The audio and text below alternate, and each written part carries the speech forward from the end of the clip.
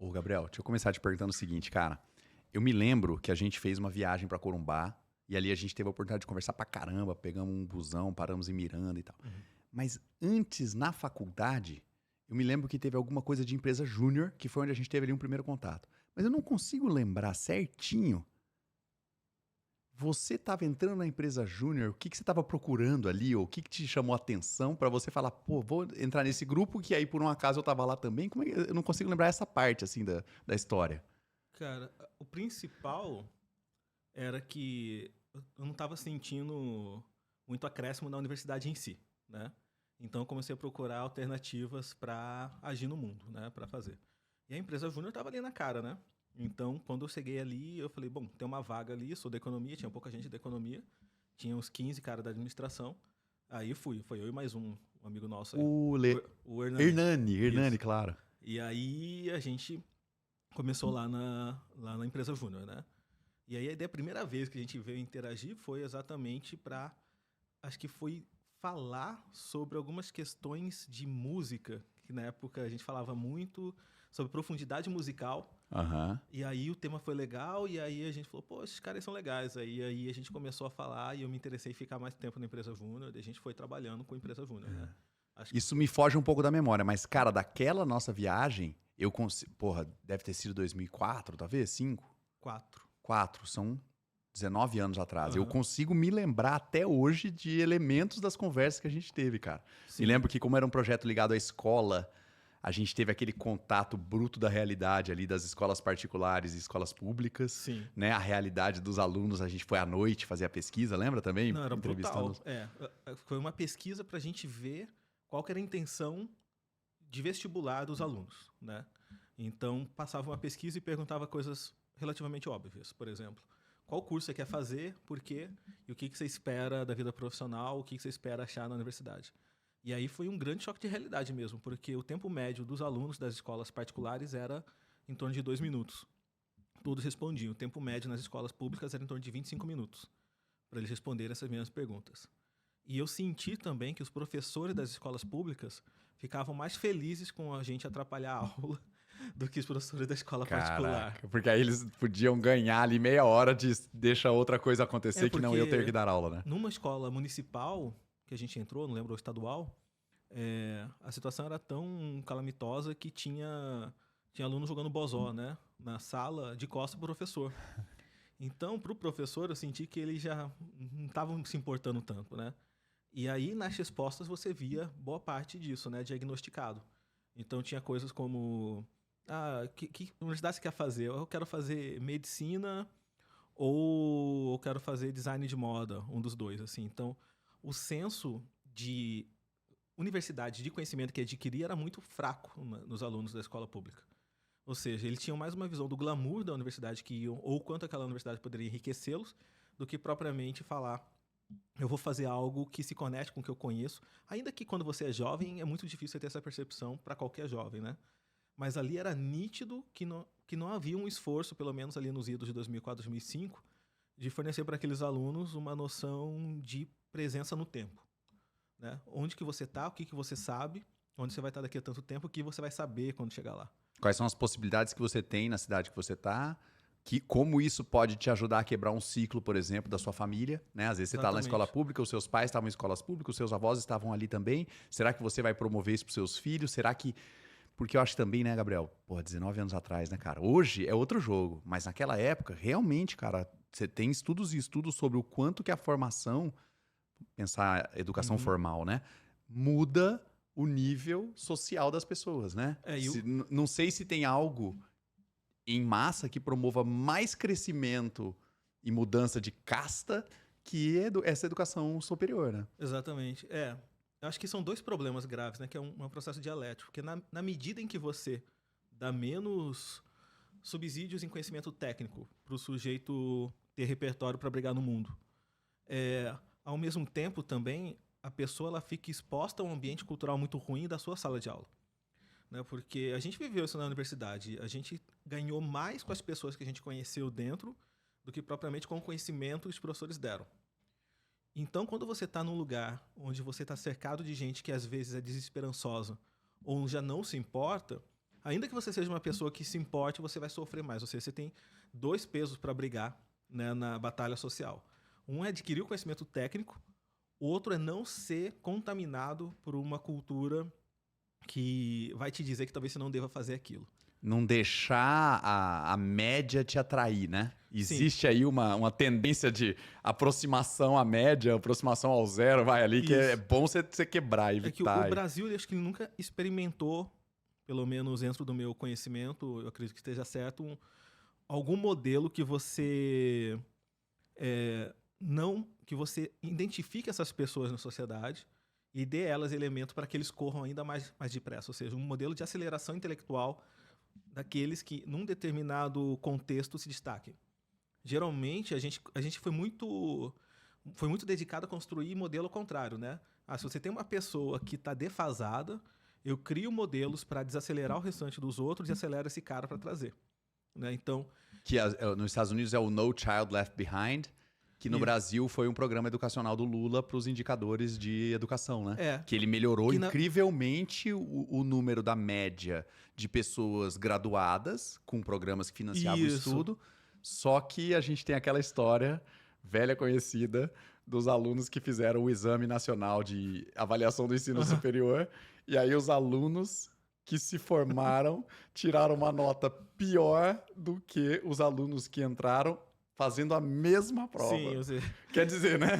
Ter estudado ali saiu tornou pior do que entrou. pessoas piores. Cara, isso é inacreditável, né? E é interessante, né, bicho? É mais trágico impossível, mas é interessante porque a gente viu isso acontecer de perto. E aí, estando ali, um pouco como aluno e um pouco como professor, não é difícil de entender o porquê, né, cara? Sim. Por essa exata questão que você falou, que já é cultural, já é da bagagem ou da falta de bagagem, que todo mundo que está envolvido ali, né, em massa os alunos veem, e que ao mesmo tempo não tem agentes ali para mudar isso, né? Que tenham talvez a força de espírito para conseguir quebrar essa corrente. Né? Eu acho que, filosoficamente olhando, assim, como parte do problema, além dos vários clichês e discussões que tem sobre educação e como que as pessoas aprendem ou não, mas tem um que eu destacaria que é a América Latina como um todo, o Brasil talvez até um pouco mais, tem uma enorme dificuldade de ver a educação como um processo coletivo, né?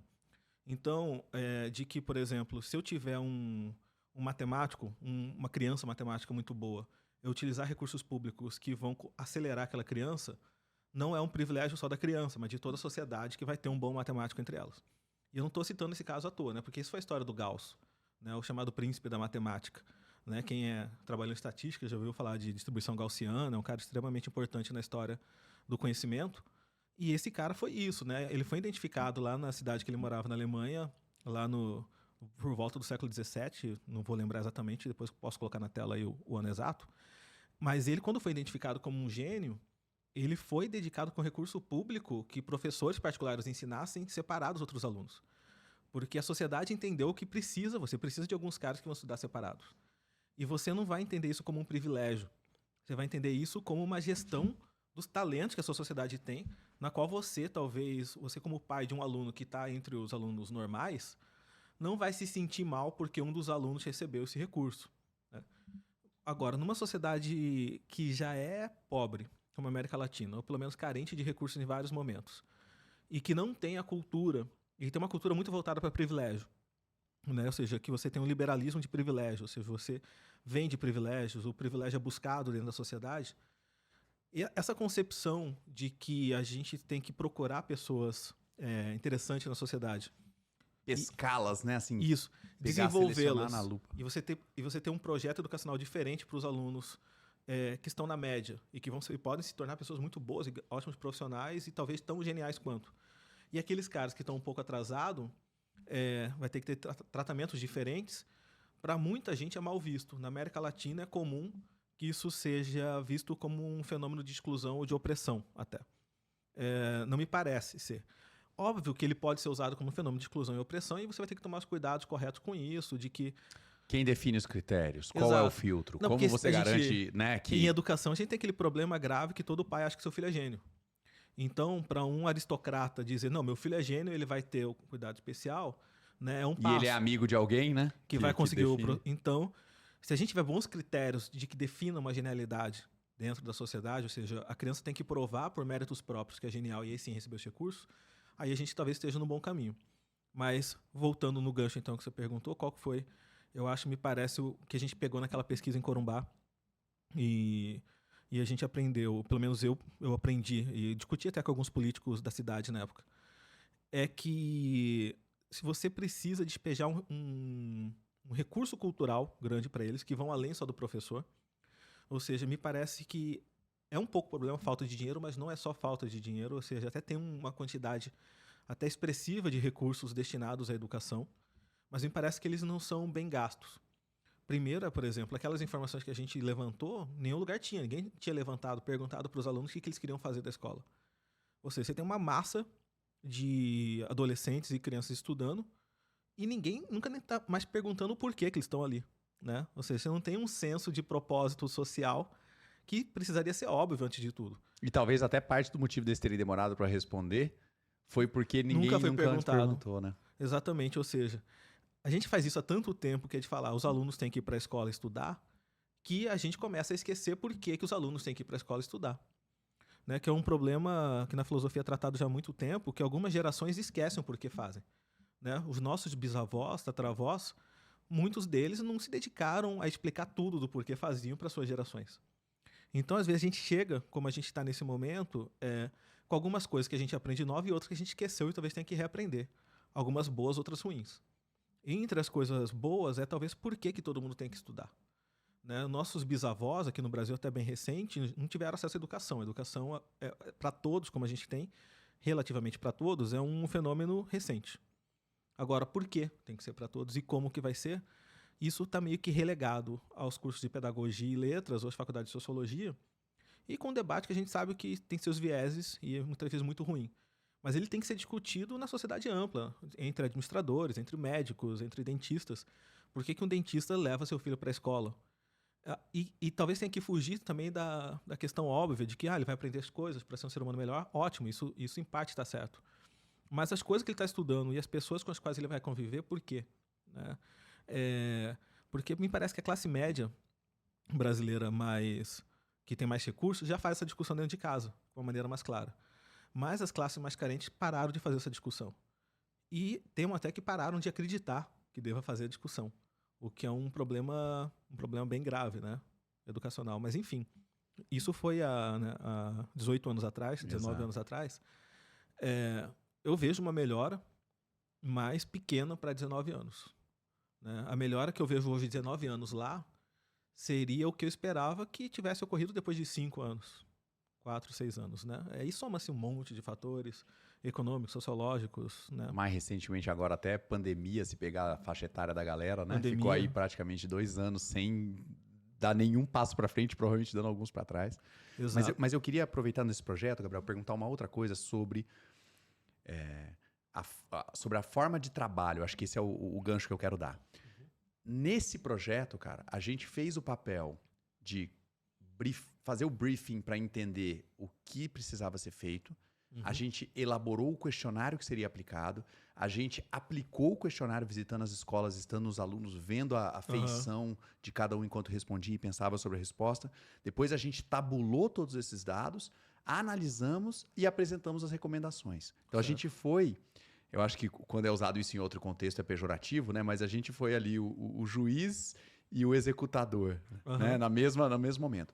Mas, cara, tem elementos muito legais da gente acompanhar o processo inteiro. Essa visão holística, né, gestáltica da coisa, permite com que a gente traga impressões na hora, por exemplo, lá no finalzinho de fazer uma análise, um relatório, a gente viveu o comecinho. Então, a gente tem uma liga que, às vezes, quando você faz uma coisa mais cartesiana, né, tem um especialista para fazer cada uma das coisas, isso se perde bastante. E isso é algo, cara, que eu percebo que na maioria dos projetos é um papel que você assume. Você não gosta de fazer a tarefa isolada, né? A tarefa específica lá, pontual. Porque ela vem, muitas vezes, com pouco contexto ou mal explicada, ou simplesmente com um filtro de um outro ser humano, então, né, já tá Sim. filtrado que vai chegar a você. E às vezes o que você faz quando você passa para frente também tá filtrado, quer dizer, a próxima pessoa também não vai poder aproveitar tudo aquilo.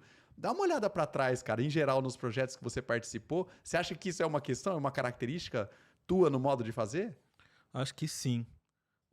Para bem e para mal, ou seja, no que deu muito certo nos projetos e no que, quando deu errado também, em parte veio disso, né?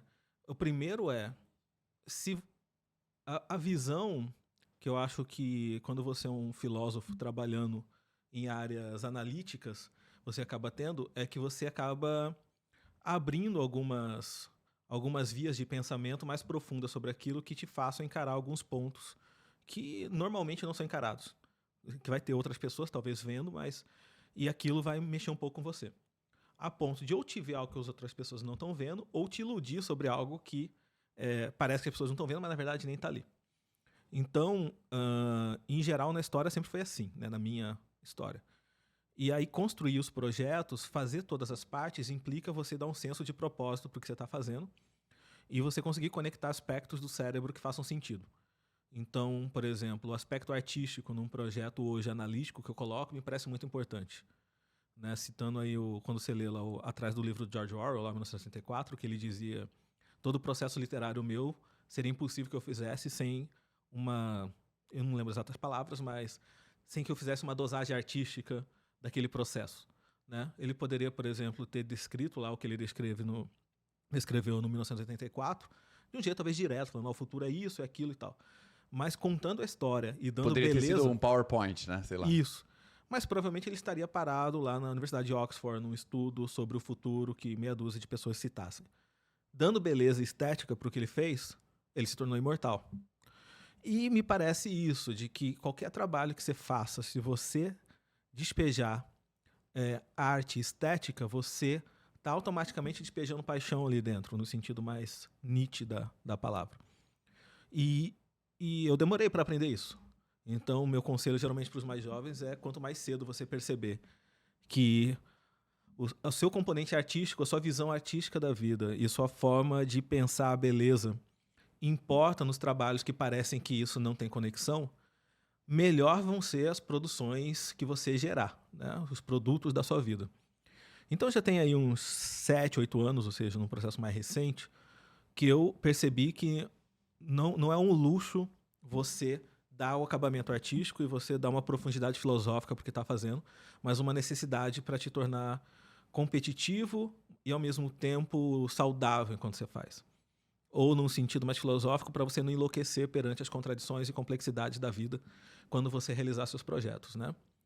Lá, por exemplo, imagina que nós fôssemos a pessoa só que só faz a entrevista, não vê o resultado.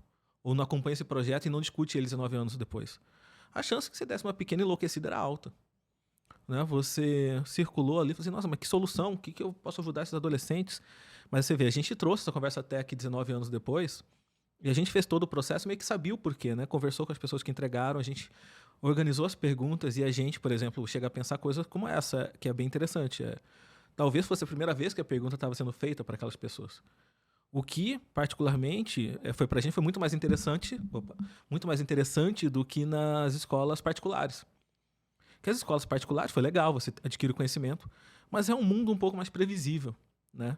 Ali no mundo da escola pública, era um local que, visivelmente, além de precisar de mais ajuda, você tem uma diversidade de fatos maiores, né? E que talvez você possa despejar mais coisas. Inclusive, uma das recomendações que a gente fez na época, e eu não sei o quanto foi seguida, acredito até que não, era: com pouco gasto você poderia melhorar aquela situação, como, por exemplo, melhorar a estética das escolas e colocar cartazes e coisas que expliquem o que é o vestibular e o que é o futuro. Ou seja, você não precisa nem pedir, nem educar profissionais. Você precisa ter uma estratégia de comunicação visual com eles, na linguagem deles, precisava pelo menos, e precisava que aquele ambiente fosse culturalmente mais rico, né? Fosse mais bonito, mais limpo. E isso não ocorria. Então era... E isso eu sempre trouxe para mim, de que você juntar essas coisas numa visão global, sempre não. Na verdade, eu descobri isso, né, como eu falei, há uns 7, 8 anos atrás. Deixa as coisas mais fáceis até para quando você fracassar, porque ainda que você fracasse em alguns projetos, se você respeitou a estética e a beleza dele, a chance de que você tire ótimos frutos daquilo ainda é muito alta, né? Mas tem cada vez menos isso ocorrido, ou seja, tem cada vez mais dado certo, né? Então, acho que seria essa linha, mais ou menos. O Gabriel, e um outro gancho que eu queria puxar, você teve uma infância com bastante leitura, você teve um ensino médio ali com um professor que te trouxe visão artística, cultural, interessante também, e aí você escolhe fazer uma faculdade de economia, que eu acho que se eu for enquadrar na época, né, chamava ali de uma ciências sociais econômicas, aplicadas. Não digo a área, ciências sociais ciência é uma aplicadas. ciência social aplicada. Ao mesmo tempo, um curso de economia tem muita carga de quantitativa. Então, você trabalhou matemática, você trabalhou estatística, você fez econometria, coisas do tipo. Né? Sim. Tô tentando trazer essa história para te perguntar o seguinte. Você tem uma origem na forma como você encara o mundo, na forma como você faz a sua leitura do que está acontecendo na tua frente, ou até de maneira mais ampla, geopoliticamente, globalmente, que sempre puxou um gancho muito grande de humanas. E você teve, ao mesmo tempo, um interesse e uma curiosidade muito legal pelo universo de exatas. Né? E aí eu quero tentar sacar de onde veio a tua visão, entrando no tópico de inteligência artificial, de que os modelos, as tecnologias atuais de inteligência artificial estão, de repente, pesando mais para o lado quantitativo, matemático, lógico das exatas, e talvez deixando um pouquinho de lado, esquecendo ou nem entendendo direito o que acontece do lado das ciências humanas ou sociais? Essa é uma boa pergunta, né? Eu só me convenci, eu estou com 39 anos, eu só me convenci da beleza e da necessidade da matemática na minha vida com 26. Né? Então, de fato, eu cresci numa cidade muito cultural e num ambiente que, por exemplo, eu tinha aula de MPB, que eu sou muito grato até hoje. Porém, é quase natural que os alunos, né, das escolas sejam meio incentivados a você é de exatos, você é de humanas, você é de biológicas. Que é uma discussão que eu acho muito ruim. Principalmente se a pessoa tiver vários interesses. Com muitos interesses, é comum que ele não seja de nenhuma dessas específicas, né? Mas ele combine esses vários conhecimentos. Mas eu cresci, durante muito tempo, me definindo como um cara de humanos. E eu só fui para a economia um pouco influenciado também por outra decisão que eu acho que é não aconselhável para os jovens, que é você buscar a universidade que te dá mais dinheiro. Então, eu, por exemplo, sempre fui muito bom de história, eu dava aula de história quando era moleque, tinha uma memória boa para isso. Não era muito forte em matemática, embora eu jogasse muito xadrez já desde criança. Mas eu quis, então, pegar uma faculdade que usasse esse conhecimento de história e geografia e que tivesse uma perspectiva de dinheiro melhor. De fato, ciências econômicas, fazer a faculdade de economia, você tem uma perspectiva financeira melhor que história e geografia no Brasil hoje, infelizmente. Mas quando eu fui para lá, a minha faculdade aqui na UFMS era fraca em matemática. Ela dava uma bagagem de humanas ainda muito melhor do que de matemática. Mas eu já comecei a sentir um pouco de falta, assim, para explicar alguns fenômenos, algumas coisas. Ali a gente é a última geração, né, que viveu o analógico e está hoje enxergando o mundo cibernético. 100% dos nossos professores não tinham contato com nada digital, Não. né? Apesar de eu, bem nerd, assim, já tinha, mas realmente a faculdade não trouxe esse lado, né, cara? Não, tinha professor que não sabia mexer no Word, né? A gente teve professor com transparência, lembra? Tinha. Né? Vinha com aquele refletor assim, botava transparênciazinha Então, a e revolução... transparência que sabe lá em que ano que ele fez aquilo também, né? A revolução foi muito rápida, né? A gente assistiu Cavaleiro do Zodíaco na Manchete, 5 horas da tarde, só tinha aquele horário para ver. Hoje você pode ver qualquer coisa, em qualquer horário, né? Foi uma transformação muito, muito forte. E acho que quem estava ligado começou a sentir o quanto que as ciências exatas pesariam nessa revolução. Eu acho que foi o que começou a chamar a gente, começou a chamar você que era da administração, que era da economia, e falou, não, você tem que sacar alguma coisa de exatas. Os caras que falavam, a gente talvez tem que sacar muito de exatas. E quando eu fui fazer o mestrado, eu apanhei muito por ir mal em exatas.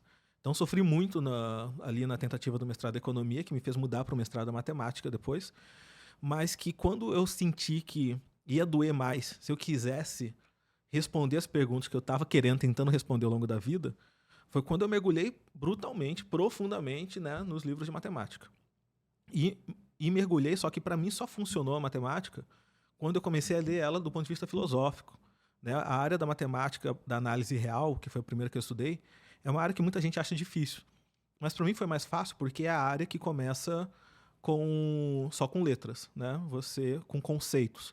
Né? Ela vai puxar coisas, por exemplo, da matemática euclidiana, os chamados pressupostos euclidianos, axiomas, que são conceitos que você precisa raciocinar, lógicos. Né? E a partir disso, então, quando eu me apaixonei pela matemática, ela começou a abrir meu mundo. Inclusive, eu tive pela primeira vez uma sensação intelectual de estar feliz com o que estava fazendo, independente se me desse dinheiro ou não. Ou seja, mais ou menos uns 12, 13 anos atrás.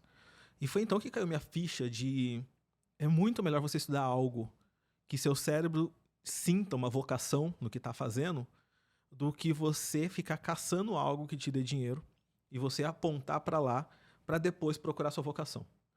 É claro que falando agora é mais fácil, né?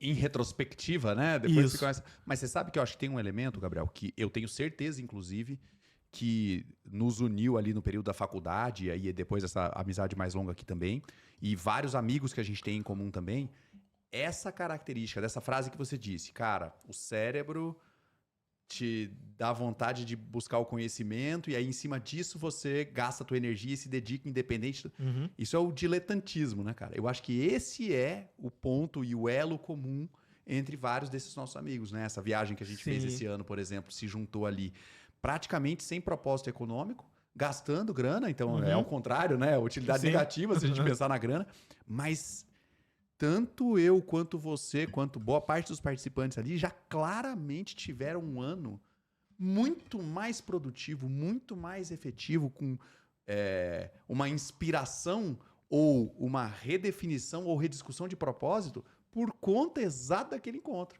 Ainda que os nossos interesses, se você parar para ver na prática, cara, cada um vai para um lado, né? A gente tem questões que são muito distintas, mas um elemento em comum, que é uma mistura entre a curiosidade do querer saber com a dedicação de fazer o que precisa fazer para responder, de repente, aquela pergunta que fica incomodando a gente ali, né?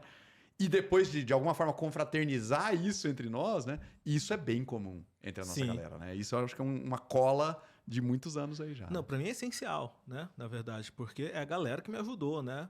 Então, aí eu abraço lá pro Edgar, que me deu os livros lá de matemática, que me colocou nesse caminho. A conversa com todos esses caras nunca é ruim, né? Então, pode ser às vezes engraçado e às vezes até tipo fora do comum, mas nunca vai ser ruim, né? Mas uma coisa interessante que eu achei que você falou de 7, 8 anos para cá, que você teve uma mudança, mas uma coisa que eu achei legal foi a sua insistência na viagem que a gente organizou em Londres de promover as discussões em locais, ou vou usar a palavra, em ambientes, né? Onde filósofos, autores, pensadores, até jornalistas tinham passado e gasto tempo ali. E aí, de alguma forma, o quanto que isso inspirava ou poderia inspirar, a gente está conversando. Isso não é algo que eu me lembro de 20 anos atrás. Isso me parece esse Gabriel de 8 anos para cá. Faz sentido? Faz. Porque uma coisa que eu comecei a acreditar profundamente é que você... Eu já acreditava, mas hoje eu tenho uma certeza muito maior que você tem que estar no local certo e ele vai te influir, né?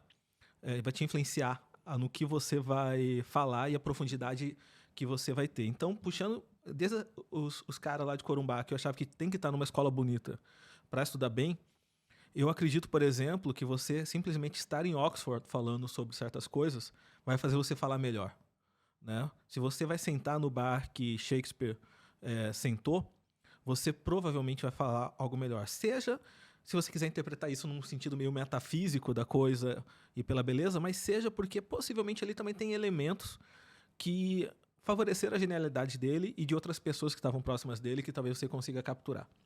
Que pode ir desde o clima, até desde o ar ali que tá, até aquela beleza daquelas mesas ou o tipo de cerveja que o cara bebeu ou algo do tipo. Mas o ponto de que a inspiração e a preocupação de que você tenha uma organização visual à sua frente que te inspire a falar coisas melhores me parece muito importante. E é nesse ponto que eu acredito muito na beleza da arquitetura, acredito muito na beleza da arte clássica. ser colocada e que parte do primeiro mundo tem vantagem sobre nós. Não só porque eles têm dinheiro e tradição histórica para ter coisas bonitas, mas que ainda terem uma certa cultura e tradição que preservem essas coisas bonitas, né? A gente está num país que viveu um impacto muito forte de arquitetos modernistas, né? Aqui em Campo Grande, por exemplo, houve uma preocupação muito grande com ruas muito largas e talvez menor com uma beleza visual, um paisagismo na cidade que preservasse aspectos históricos e inspiradores, né? E aqui no Brasil ainda a gente tem uma diferença, que é uma coisa que eu peguei principalmente quando eu estava no MIT, que era quando você entra numa universidade brasileira, você tem uma sensação meio de espaçamento. Um lugar assim muito grande, os prédios muito longe um do outro, uma identidade visual ruim, né? Não, os locais geralmente não são bonitos. Alguns locais, inclusive, estão bem depredados. Não há uma preocupação explícita com essa beleza e nem com a grandiosidade do local que você está. E puxando outro gancho, por exemplo, quando eu visitei muitas igrejas europeias, recentemente fiz lá a caminhada de Santiago de Compostela, você também percebia isso, de que aquela grandiosidade inspirava as pessoas que estavam ali a lutar ou fazer coisas por ela. Coisas muito além do que elas fariam só no seu dia a dia, só pegando um metrô ou sentado num cubículo de um Então, emprego. passar na frente daquele lugar todo dia, ainda que você não frequente ou não estude ali, te inspira coisas boas e te inspira a ser maior. E isso é muito melhor, né? E aí, então, já faz um tempo que eu tenho prezado muito por isso. Estar na companhia de grandes pessoas, estar em locais grandiosos e respeitar a grandiosidade desses locais, né? Eu quero sempre tentar estar perto de pessoas maiores do que eu e locais maiores do que eu. E quando não for possível, que ajude o local, as pessoas que estarem próximas de mim a serem melhores e na medida do possível, né?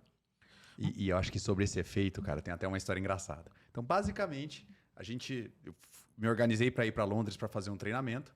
A gente combina aí entre 6 amigos, cada um morando num continente ou num país diferente, se junta todo mundo na cidade de Londres. A gente passa ali uma semana, seja no almoço, seja num passeio caminhada, seja na hora de jantar, conversando sobre questões mais profundas, filosóficas e admirando o trabalho de autores e pensadores ingleses, porque exatamente a gente estava ali no território deles. Aí eu volto pro Brasil e chego para conversar com a minha esposa. E aí eu não me lembro sobre o que a gente tava falando, mas ela vira imediatamente e diz para mim o seguinte: cara, você andou dormindo com Shakespeare, né? Ela pegou alguma coisa desse efeito, vou chamar assim, que aquele convívio e aquele tempo pensado dá. Então, eu acho que é impossível não enxergar esse efeito. Até uma comparação, uma analogia boba, mas quando uma pessoa vai morar no Rio de Janeiro, por exemplo, tem uma determinada quantidade de dias que ela fica lá, que ela volta com o sotaque carioca. Você puxa o R de uma maneira diferente. Isso é um exemplo bobo, uma pequena janela, mas para mostrar que, na verdade, o ambiente, o convívio, as conversas vão afetando diretamente a forma como você vive e encara o mundo. E aí eu queria te perguntar, cara, especificamente do caminho de Santiago da Compostela. Porque acho que é algo que você já tinha ouvido falar desde da tua infância, né? Talvez fosse uma questão que você nunca tivesse considerado que fosse rolar e acontecer. E aí um dia você decide, eu não sei exatamente como foi, quero que você me conte um pouquinho mais. E você fala, eu vou, e aí você vai. E aí alguns perrengues aí que você já me dividiu que você passou também, né, cara? Sim. Como é que foi esse processo de... Quando que você ficou sabendo disso? O que te chamou a atenção de fazer? Como que você decidiu? E como que foi da decisão pra frente? A primeira coisa é que você não tem como ignorar a existência, né, do Caminho de Santiago de Compostela. Acho que esse é o primeiro fenômeno. Você estudou um pouquinho, você começa a entender um pouco de história do mundo, você... Sendo um cristão, intelectual ou não, você vai ouvir. Você sendo intelectual, não sendo cristão, você vai ouvir. Então, a primeira coisa é que é um tipo de coisa que todo mundo já ouviu falar e ele inspira respeito em todo mundo. Então, sempre teve o meu respeito também, sempre me intrigou, né? É muito difícil você conseguir ouvir alguém falando mal do caminho. Porque, primeiro, que para falar mal, teria que ter ido lá. E nunca vi ninguém ir lá e voltar de lá sem estar impactado. Segundo, que é uma coisa muito grande, né? Como eu falei, eu gosto de contemplar a beleza, aquela beleza grandiosa. Então, você caminha por 800 quilômetros, como foi o que eu fiz lá no caminho francês. Você contempla a sua existência, contempla a existência de outros, você contempla a beleza do mundo de um jeito diferente.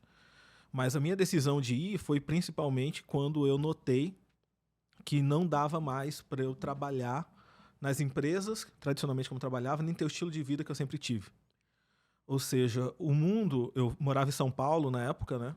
O mundo, hoje o mundo capitalista que a gente vive, ele te obriga que tudo seja muito conectado de um jeito quase numérico, né? Então, o seu trabalho, as suas relações, a sua conta bancária, as coisas que ele vai resolver, você tem que resolver tudo meio que de um jeito conectado, num ritmo quase frenético, né? E para você resolver essas coisas num ritmo quase frenético, você tem que cada vez mais, no mundo, dedicar uma parte sua mais considerável para resolver esses problemas profissionais ou do local que você vive. Do teu tempo, do teu intelecto, Isso. do que você estuda. E eu, como estava ali, assim, uma das crises que eu tinha no dia a dia era conseguir, por exemplo, ler o Kafka e depois fazer a modelagem de preço de imóveis na sequência. Começou a ser uma ruptura tão forte que meu cérebro começou a falar, bicho, não rola. Mas eu não tinha como deixar de ler o Kafka, né? Não tinha como deixar de ler o Shakespeare. E principalmente porque eu notei que essas coisas... De novo, é o diletantismo em ação, né? A tua curiosidade, o teu cérebro tá te puxando para aquilo, não, né? É impossível de fugir. E o que eu percebi é que não adiantava deixar isso como leitura de cabeceira. E eu comecei a não aceitar mais que as pessoas chamassem isso de hobby na minha vida. Ou pintar os quadros, ou me aprofundar na literatura, eu não conseguia chamar aquilo de hobby. Porque eu sentia meio que desrespeitando o Shakespeare ali naquela hora, né? Então, vou deixar para ler ali entre 10 e 11 da noite todo dia um pouquinho da página e tal. Mas quando você lê ali 5 páginas profundamente, você não tem como ignorar aquilo, entendeu? Daí você vai acordar no outro dia de manhã, vai escovar os dentes para ir pro trabalho, e você já está pensando naquilo. E aí você vai ter que fazer aquele esforço durante o dia de ignorar aquela leitura profunda para fazer aquela sua reunião ali com a contabilidade, para você criar um modelo e tal, e você ser um bom profissional.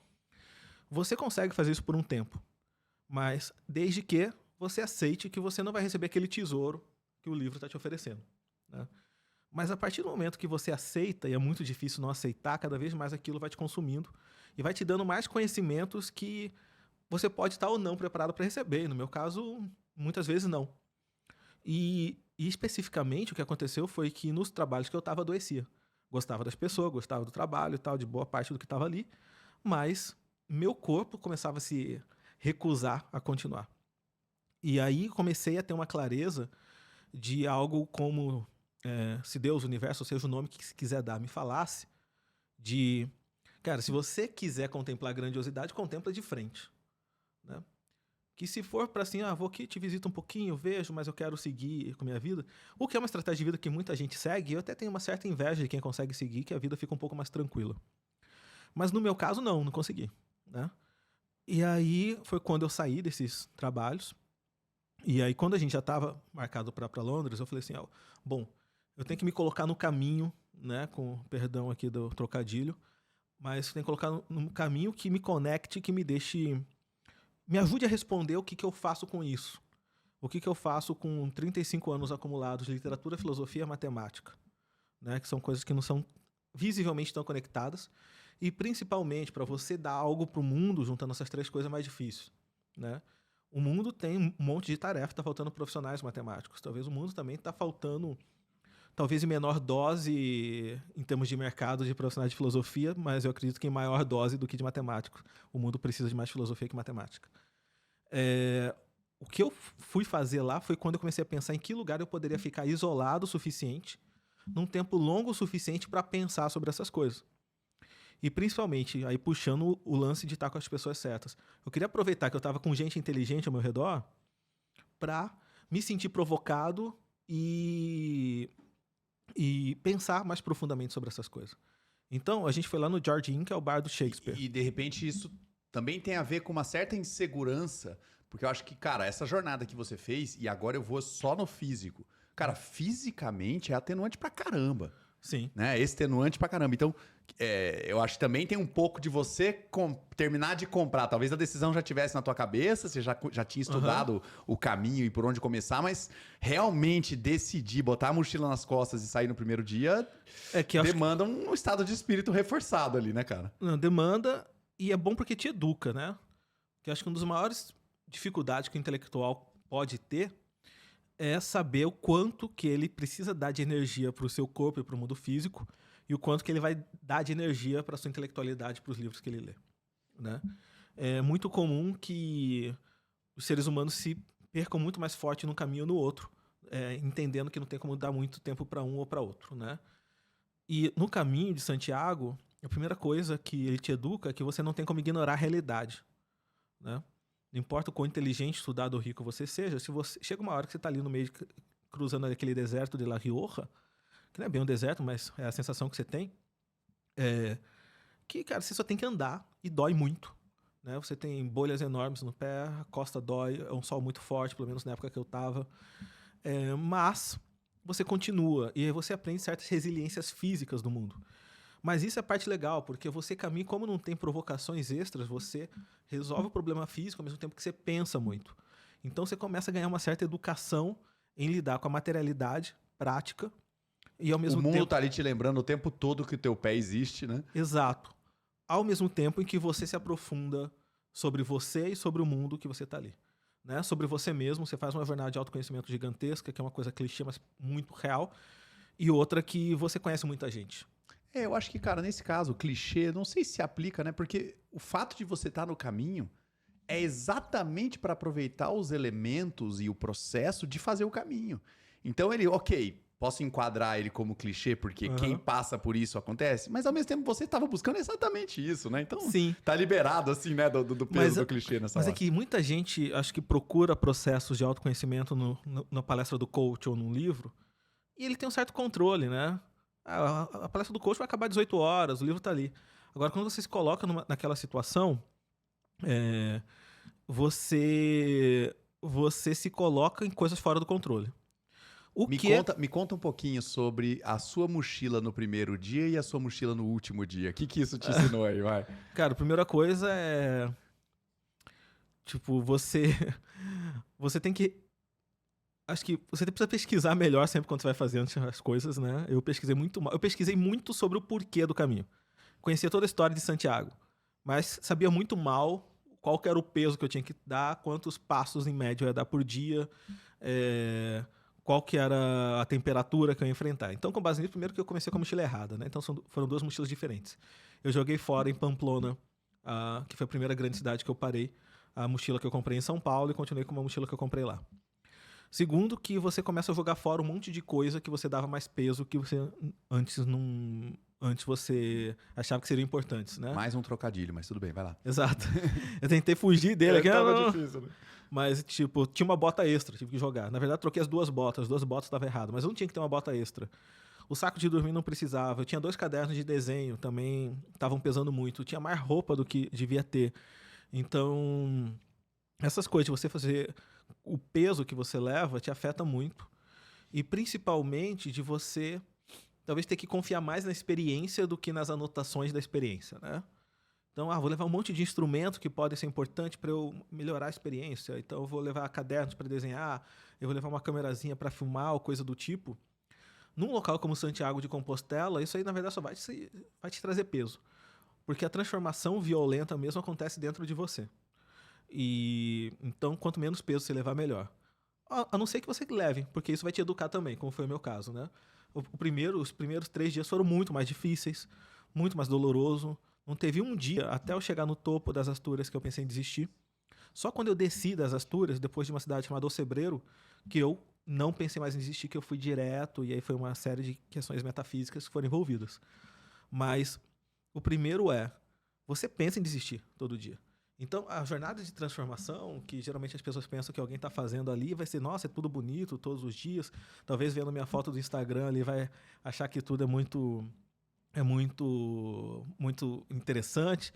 Não, tem dia que eu parava na frente lá, por exemplo, eu andava, achava que já ia acabar, eu batia de frente com uma colina que eu ia ter que subir 300 metros. Eu xingava em voz alta ali, né? Mas você continua. Acho que esse é um dos pontos principais ali. Dói, mas você continua, né? É uma das coisas que ele te educa. E você não pensa mais em muita coisa além de chegar. E quando você chega, você está bem. E, inclusive, a concepção da empresa que eu criei vindo de lá nasceu um pouco disso. Do tempo que eu fico pensando sozinho, né? Do tempo que eu consigo tirar coisa dali. Então, e quando eu estava lá, que eu pensei respondendo uma pergunta que você fez ali atrás, eu não tinha respondido completo, o quanto que ciências humanas ainda é muito mais significativo para a existência humana do que ciências exatas. Veja bem, né? Eu respeito muito ciências exatas. Como eu falei, quando cheguei no MIT, eu tive uma espécie de epifania existencial da beleza da matemática que está ali dentro. Mas o mundo moderno, né, nos faz pensar no mundo atual de que talvez para a existência humana seja muito mais importante a concepção dos números da engenharia. Eles são importantes para viabilizar nossa existência aqui, né? Eles são importantes para te dar algumas respostas. Mas os pontos mais profundos de que te mantém de pé e te continua andando são fenômenos que ainda não são matematizáveis, né? Então, quando você ouve cada história que estava ali, então, uma holandesa que se curou do câncer, uma senhora de 83 anos que decidiu fazer como uma questão de reconstrução da vida dela, eu com minhas crises existenciais que estavam ali, pessoas que estavam ali brigando contra vícios ou tentando vencer a diversidade da sua vida, você observa o seguinte, que um Shakespeare naquela hora ali faz muito sentido, né? Um Kafka, um Kant, um Dostoiévski, faz muito sentido. E deixa eu conectar isso que você fala agora sobre o quanto fazem sentido os pensamentos, as ideias desses autores. Eu tive um encontro nessa semana com um neurocientista que é livre docente na Unifesp, chamado Álvaro Machado Dias. Ele produz conteúdo, faz palestras, é um cara bem conhecido aqui no Brasil. E eu tive várias sensações de... Como que é quando você... De déjà vu, conversando com ele, com várias conversas que eu tive com você. E num determinado momento eu perguntei a ele porque... ele sempre traz o viés de profundidade. Então, quando ele vai falar sobre um tema, a primeira coisa que ele faz é entender o que todo mundo falou. Então, legal. Então, eu vou falar outra coisa. Eu quero trazer algo diferente, algo novo. Ele falou, por exemplo, que ele escreve uma coluna da Folha de São Paulo, quinzenal.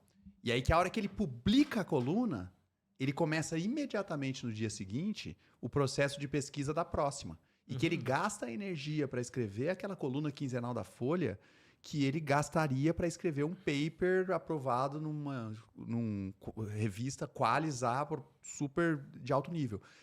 Porque a brincadeira eu não posso ter na minha trajetória a história de alguma coisa mal feita. Então, achei muito legal o ponto de vista. E o que ele trouxe especificamente sobre o que você falou, eu perguntei a ele assim, Álvaro, mas me fala uma coisa, cara. Você escolheu o caminho da profundidade numa época de TikTok, onde as pessoas estão consumindo 7 segundos de conteúdo, não vai faltar mercado? E aí ele me respondeu com uma velocidade assim, ele já tinha pensado sobre aquilo inúmeras vezes, porque estava muito pronta a resposta, né? Falando, não, cara, é aí que eu tenho mercado. Nunca as pessoas precisaram tanto dos filósofos, e aí, assim como você fez agora, ele deu nomes na lata de filósofos que ele gosta para isso também. Então, eu tenho certeza que o que eu tô falando tá tocando diretamente na vida dessas pessoas, cara. Então, foi muito bacana, porque é um insight parecido com o que você trouxe agora, né? As ciências humanas são universais. Elas são humanas, caramba, né? Então, elas falam com cada um de nós aqui. Então, eu achei que foi interessante a conversa e poder conhecer e poder ter um pouco mais de contato com ele, né? Sim. Concordo 1000%, né, com ele.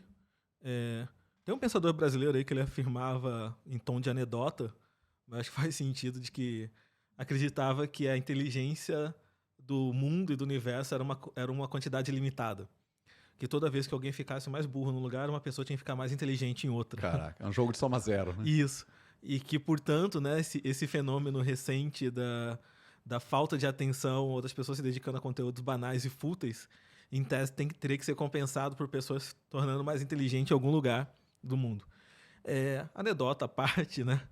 Isso tem uma certa profundidade de dizer quando você tem uma massa de pessoas caminhando numa direção que questionável, pelo menos, sob certo aspecto, é quase inevitável que outras pessoas precisem se contrapor àquilo, né?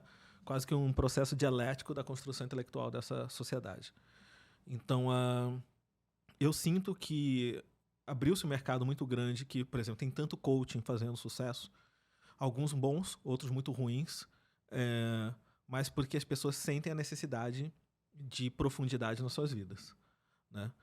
O que acontece é que talvez o marketing moderno tenha se apropriado de aspectos como, por exemplo, aquele lance do marketing existencial, ou seja, de dar propósito os objetos que ela faz e que começou a ser capturado pelas novas tecnologias.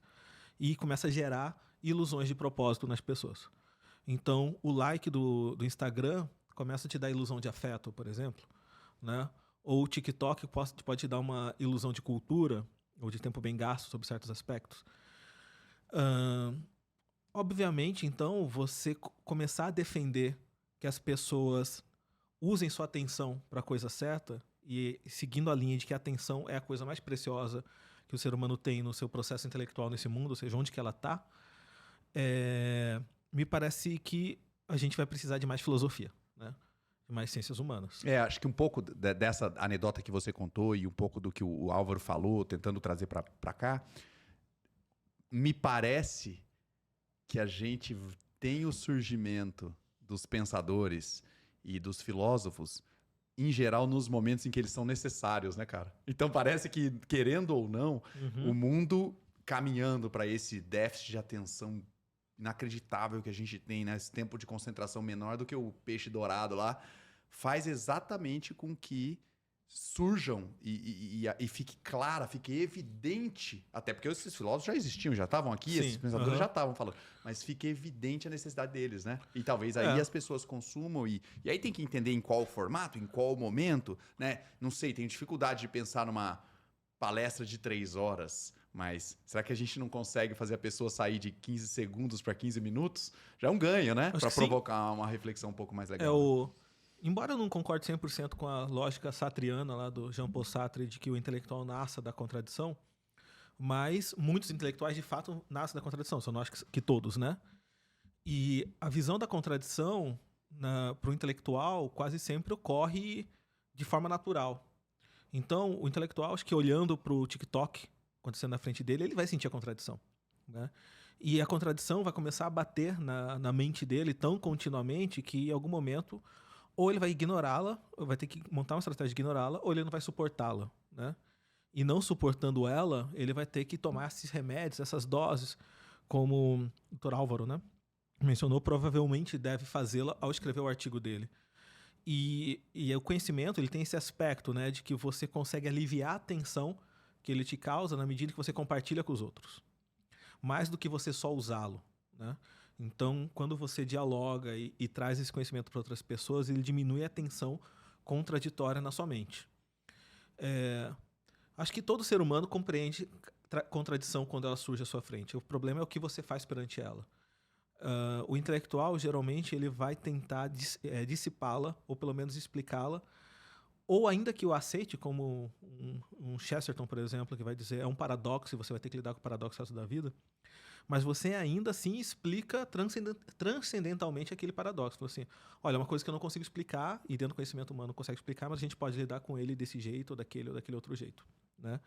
Platão vai dar a explicação dele lá dizendo, olha, existe um mundo perfeito, esse nosso mundo não é perfeito, e a gente tende a se adaptar a isso, ou correr atrás dessa perfeição para o futuro. Alguns outros, como o Camus, por exemplo, lá na França, vai dizer, o mundo é absurdo. Se você tentar achar lógica nele, você vai sofrer. Mas observa que ele deu uma resposta, né? O que é diferente da grande massa do mundo. Então, o que acontece com o TikToker, na minha visão? Ele, até algum momento da vida dele, ele sente a contradição, mas ele pega o caminho mais fácil de praticamente ignorá-la. Ou seja, enquanto você vê um vídeo agora, aquela coisa meio doentia de ver 2 vídeos paralelos ali e tal, e o tempo todo, a única coisa que você está fazendo é ignorar o enorme absurdo e contradição da vida. Não. Me parece um pouco o circo do pão e circo. Me parece um pouco você beber o problema, né? Eu não entendi nada disso e tá difícil e eu vou beber esse problema. De repente a solução tá no fundo da garrafa, né? Isso. Com a diferença que agora cada um tem seu circo individual, né? Então o que o mundo conseguiu construir para as pessoas foi a política do pão e circo. A diferença é que cada um tem seu próprio circo. Então, as atrações são adaptáveis para o que você mais gasta tempo. Dentro do seu celular. E é muito difícil escapar delas completamente. Veja bem que também eu não quero dizer que não exista coisas profundas e legais no entretenimento de massa. Acho que existe, né? Existe coisa muito legal no futebol, existe coisa muito legal na mídia em geral. Mas o problema é qual a ferocidade em que você consome isso, a velocidade e a intensidade, né? Mas também não estou dizendo que não existam coisas imbecis. Eu acho que existe coisas desprezíveis aí no show business em geral. Mas a forma como o mundo consome elas, ou seja, a dose que as pessoas recebem, é similar a um computador quando recebe uma carga pesada de informação e ele não consegue fazer mais nada, né? Alguns processos de hackeamento de computadores funcionam assim, né? Você dá uma carga tão pesada para ele assimilar que ele já não consegue se defender de outras entradas ou ameaças. E a mente humana vai funcionar de uma forma parecida, né? Se você der um overloading nela e der aquela enxurrada de sensações ou de estímulos, você provavelmente vai conseguir colocar ali no meio qualquer ideia ou coisa que você queira, né? Então me parece que as pessoas estão muito anestesiadas e ao mesmo tempo reféns de que outras ideias lhes sejam vendidas de uma maneira cada vez mais fácil e superficial, né?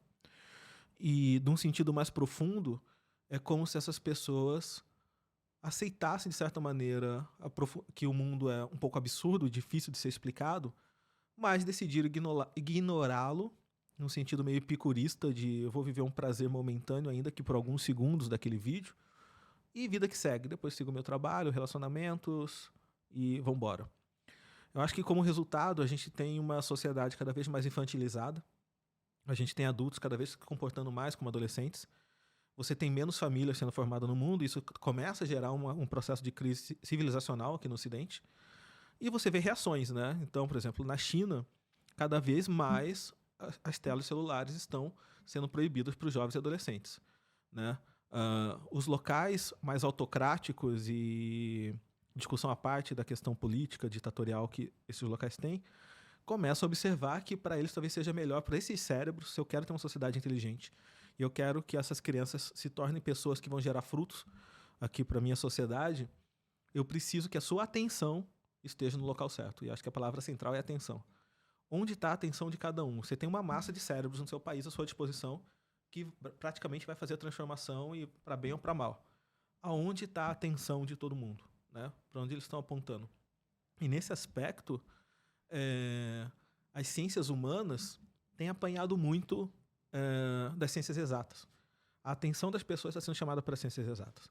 Tem a frase piada de Twitter famosa, né? Que tipo, virar dev hoje é o novo fazer concurso. Porque tem mercado que as pessoas estão contratando e tal. E enquanto que você vai nas faculdades de filosofia, de pedagogia, de história, sai algumas pessoas boas, mas em boa parte está uma tragédia financeira e de resultados, né? Então, qual que é o respeito hoje, por exemplo, que você tem no mercado, que o mercado dá para um filósofo ou para o historiador, comparado com o dev ou com o engenheiro? E eu não vou dizer nem que é culpa do mercado em si, sabe? Eu acho que também é um pouco culpa dos filósofos e historiadores sobre o que eles estão oferecendo, né, para esse mundo. Mas, concluindo esse raciocínio, eu acho que a demanda por profundidade é natural para o ser humano. Tanto que alguns países já encararam ela com outra forma. Seja no modelo inglês, por exemplo, que o modelo democrático da democracia ocidental, que eu não vou forçar todo mundo à produtividade, porém, eu vou dar oportunidade e profundidade muito grande para todo mundo, para a maior parte das pessoas. Então, mais gente tem acesso a livros, a conteúdos profundos, embora muita gente consuma, né, coisas banais. Ou no modelo mais autocrático, como é o modelo chinês, que fala assim, não, as crianças aqui tem que focar sua atenção ou numa matemática pesada ou em sistemas mais complexos, porque não vai dar para depois resgatar essa criança, esse adolescente com 19, 20 anos. Acho que no Brasil a gente não tem nenhuma política nem outra, e depende muito do esforço individual, né, de cada um aí para procurar essa profundidade, né? Enfim. Ô, Gabriel, deixa eu pensar o seguinte, cara. A gente falou um pouco sobre o teu ensino médio, a gente falou sobre a sua faculdade de economia, você contou um pouco sobre a sua experiência em mercado de trabalho, você falou de estudos de aprofundamento num mestrado, programas de pós-graduação que você fez em ciências exatas, um pouco da sua experiência artística, seu contato e eterno estudo das humanas. Depois a gente culmina numa viagem para Santiago, fazer o caminho do Santiago da Compostela. E aí você aterriza num projeto novo, cara. Aí eu queria que você falasse um pouquinho agora sobre Sea Lion. De que maneira que esse projeto, essa empresa, os produtos que você está criando, de que maneira que eles aproveitam essa jornada que passou agora aqui? Como que ela, que ela tá conectando aí desses pontos? Acho que o principal é diminuir, não tenho a pretensão de eliminar, mas se pudesse eliminar totalmente as barreiras entre ciências exatas e ciências humanas, né? A maior parte dos grandes matemáticos que eu conheci eram ótimos musicistas e boa parte dos grandes músicos que eu conheci eram ótimos matemáticos, para dar um exemplo. Então, quebrar essa barreira e trazer um Dostoiévski para a mesa da sociedade brasileira me parece importante, né? Trazer o Nelson Rodrigues para a mesa me parece importante. Numa mesa que está com uma posição muito grande do ChatGPT, hoje preponderante, mas também o Bard ou outras IAs, e com pouco lugar na mesa para a filosofia clássica, que pode nos explicar fenômenos que as exatas ainda não explicam. Pensando nisso, né, o que a gente está tentando fazer com a Cilion é juntar as duas coisas e produzir em escala conhecimento filosófico para que as pessoas aumentem seu repertório e usem isso para melhorar sua vida cotidiana. Em parte porque a gente acredita que muitos problemas só são resolvíveis através das ciências humanas. Seja através da psicologia, da sociologia, da antropologia, da filosofia. Né? E aí a gente está começando a ir pelas empresas, porque nas empresas é mais prático e também porque a gente precisa se viabilizar no mundo. Então, por exemplo, muitas vezes todo mundo tem algum funcionário que você diz, ele é super talentoso, ele tem todo o potencial para gerar, mas eu não consigo fazer ele gerar resultado. Né? Você já pensou em dar aumento, você já pensou em trocar de chefe, mas não funciona. E aí fica nítido que você tem um problema de ciências humanas. Mas qual que é o problema? Quais profissionais você chama? Qual autor você lê? Muitas vezes nem vai adiantar muito você chamar um profissional, porque ainda vai demorar para dar o resultado. E principalmente quando o problema não é só uma pessoa, você começa a notar em 15 pessoas do seu time, em 20, em 40. E aí, de repente, se você vai em filósofos, desde os atuais, alguns pensadores atuais, até os clássicos, você vai ver fenômenos como, por exemplo, o paradoxo da escolha. Né? Uma coisa que muita gente vive numa sociedade que você pode fazer muitas escolhas, você pode escolher várias carreiras, você pode mudar de muitas carreiras, você pode fazer muitos cursos, você gera um fenômeno de angústia. E quando você fala de angústia, você está falando de filosofia pesada já. Você vai lá no Kierkegaard, né, o filósofo nórdico, dinamarquês, pensador, que vai entrar profundamente em questões existenciais do que as pessoas ficam angustiadas ou não. E quando você olha, por exemplo, um Kierkegaard ou até para um Freud, você começa a identificar fenômenos que acontecem no seu ambiente de trabalho ou na sua vida cotidiana, dali por diante. Que se você fosse tentar passar um algoritmo que explicasse, você não ia conseguir achar aquela resposta. Que você, por exemplo, começa a entender por que aumentos salariais não geram efeitos por muito tempo. Né? Por que uma pessoa recebe aumento salarial, ela reage por um tempo e depois para. Você não vai resolver só o problema pagando mais R$500, né? Isso. Não está resolvendo problema essencial nenhum. Você está talvez tapando um buraco. E pior que isso, talvez você não resolva o problema nem dando 20 mil. Sabe? Então, por quê? Porque o ser humano não é uma máquina que funciona só a partir do input ali material. Se você pega um cara, ainda que, digamos que o salário dele merecido seja 6 ou 7, ainda que vamos pegar um caso absurdo, você vai aumentar para 25 o salário do cara. Em 1 ano ou 2, algum tempo esse cara vai voltar para apresentar os mesmos problemas. Muito provavelmente. Ou novos. Porque o ser humano, ele tirando raríssimos casos, com uma forte tendência à insatisfação. Né? Ou como diria o Viktor Frankl lá, a gente tem que procurar construir o nosso sentido da vida. E imagina então um cara, por exemplo, pegando esse exemplo, que ganha lá seus 7, 8 mil, está tendo algumas dificuldades de angústia, você percebe que ele está angustiado. E você tenta resolver ele com uma dose cavalar de aumento salarial e promoção, acelerando o cara. Você criou um monte de outros problemas na cabeça do cara. Né? E você, inclusive, invocou de novo o paradoxo da escolha, porque agora, você aumentando a renda dele, você aumentou brutalmente as escolhas que ele pode fazer na vida. Tem muito mais possibilidades na vida com uma renda maior, né? Então a chance de você ter aumentado a angústia é até maior. Então observa assim, qual que é a solução então? Então vou aumentar só um pouquinho. Se aumentou um pouquinho, você talvez aumentou uma outra angústia nele. Né? Qual que é a velocidade que isso vai subir, salário ou não? O que eu faço com isso? Será que eu devia estar em outro lugar ou não?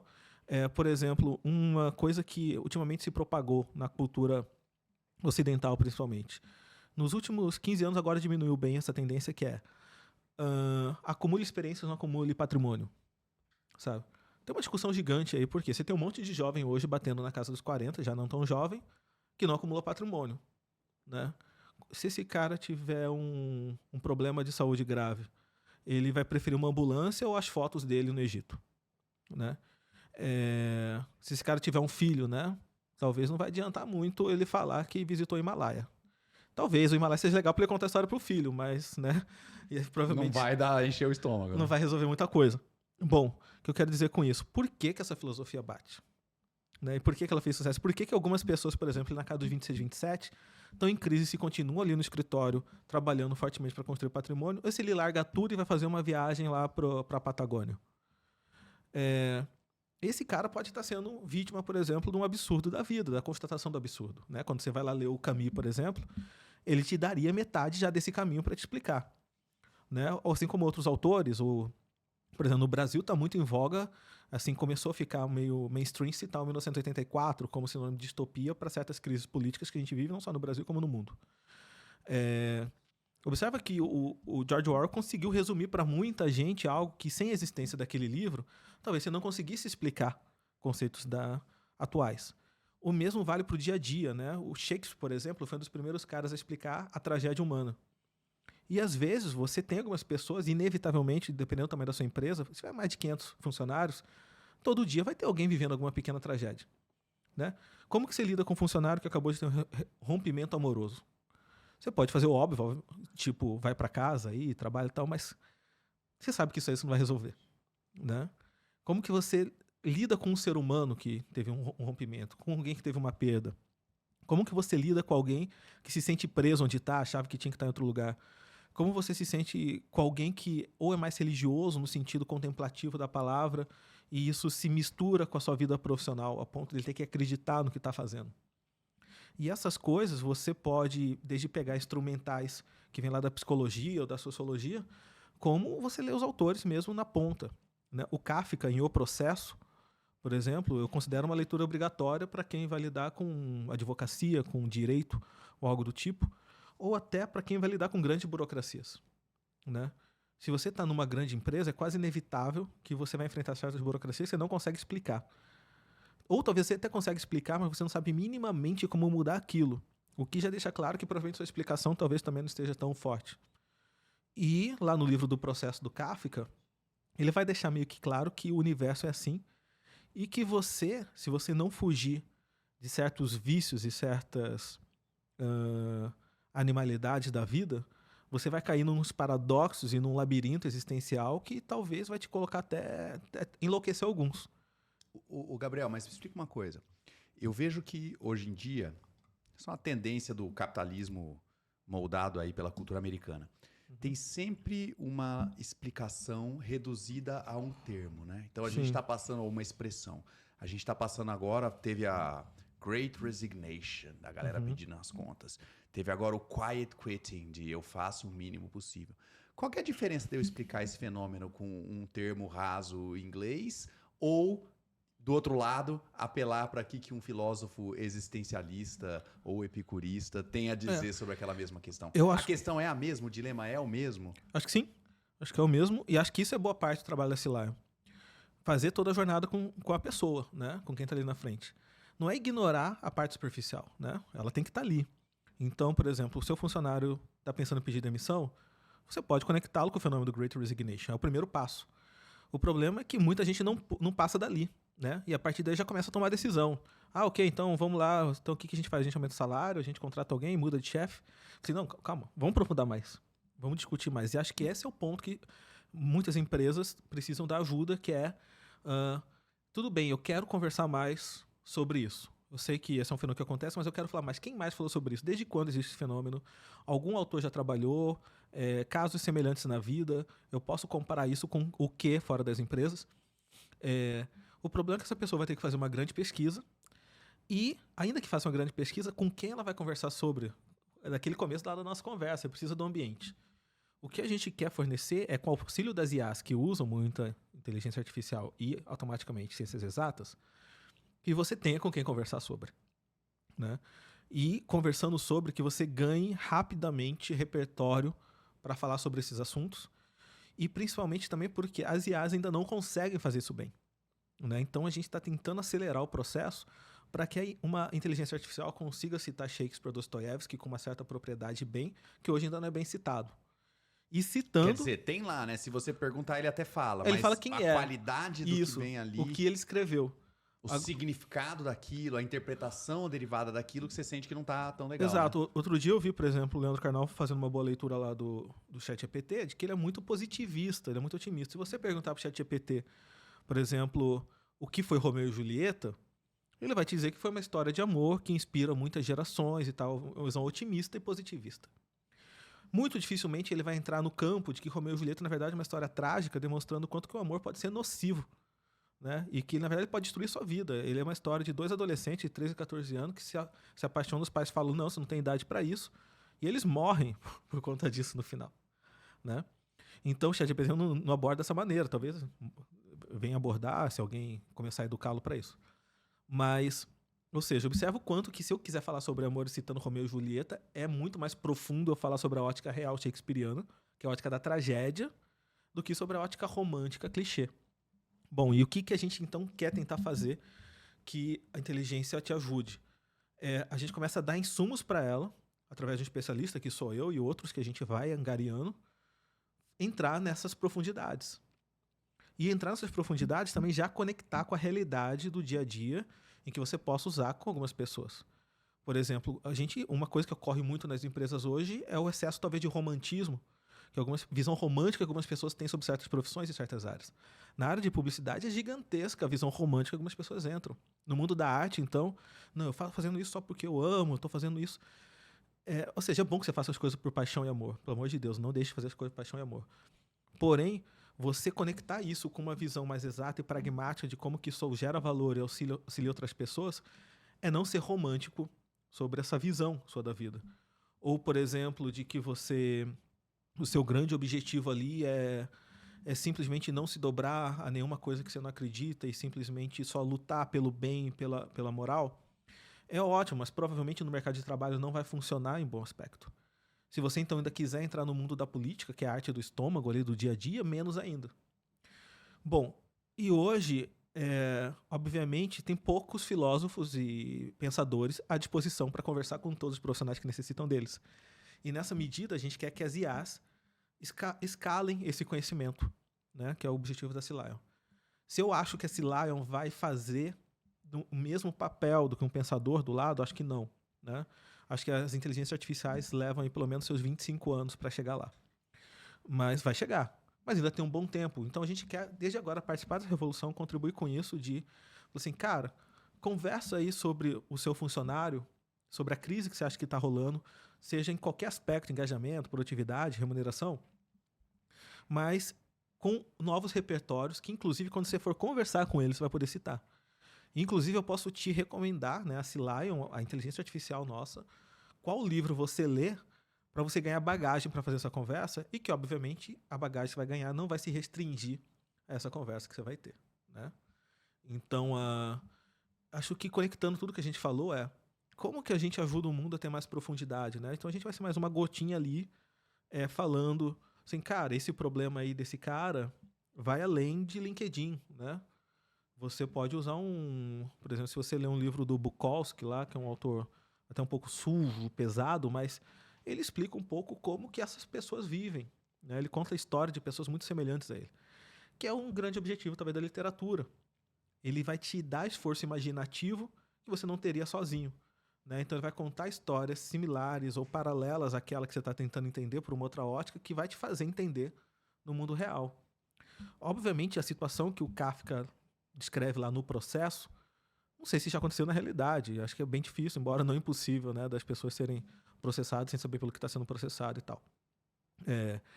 Mas ele te dá uma base para um monte de situações similares na vida. Quem nunca viveu injustiça, né? Quem nunca se sentiu perdido numa situação, quem nunca observou com certo desespero a existência de você não saber o que explicar de onde você vive e onde você está. Que eu tô gostando muito, cara, você falou mais cedo a palavra repertório, né? Que, pô, eu sou professor, então pra mim, eu entendo que a experiência de sala de aula, e aí eu tô falando desde um conhecimento ou às vezes realmente um apoio numa tomada de decisão, um coaching em um processo. Como professor, eu acabo sendo esse agente para muitas pessoas. Mas eu tô entendendo que você tá conseguindo escalar o processo de fornecer o repertório adequado na hora adequada. Da pessoa, de repente, lá na ponta, saber que agora o Bukowski é a leitura correta para esse momento. Né? Sim. Versus, de repente, como que ela vai... Pô, você tá pelo menos aí, desde que você aprendeu a ler, você tá há 30 anos, pelo menos, consumindo informação, conteúdo. A pessoa não tem 30 anos, né? Sim. Então, você consegue dar isso para a pessoa preservando a profundidade, porque você ainda vai levar ela para o autor no fim do dia, mas ao mesmo tempo você está conseguindo dar na hora mais adequada e mais legal também, né? Isso, primeiro que na medida da profundidade que a pessoa tolere naquele momento, porque isso geralmente é difícil, né? Porque se você chamou um coach ou um pensador, alguém para conversar, é difícil você dosar a profundidade. Você já está pagando ali, você já está gastando tempo, né? E você não vai falar pro cara, não, só me fala por 10 minutos para eu agora pensar, e semana que vem a gente continua. É difícil. Com a nova tecnologia, você pode receber a dose, receber aquele famoso tapa na cara, às vezes, para você pensar. Vai, pensa, volta, continua a conversa a hora que você quiser, 3 da manhã do dia seguinte, se quiser. Né? Então, esse é um ponto importante. O segundo é você poder recomendar coisas profundas e diretas que as IAs não estão fazendo bem ainda. Que é, por exemplo, isso que você está falando, o Platão cai muito bem. E tal livro. As IAs geralmente vão num caminho assim... a história é tal, e existe isso que se fala, mas dificilmente ele cita suas fontes. Ou quando cita as fontes, geralmente é meio fraca, o site tal, o autor tal. Poucos citam a fonte lá pesada, entendeu? Pô, lê o cara que falou isso 2.500 anos atrás. Né? Se você lê, por exemplo, a literatura grega, a greco-romana, você já tem discussões muito profundas sobre existência, sobre amor, sobre guerra, sobre objetivo de vida. Né? Quando você lê, por exemplo, o livro de Santo Agostinho, é uma autobiografia do ano de, se não me falha a memória, 380 alguma coisa, 483, 384, algo assim.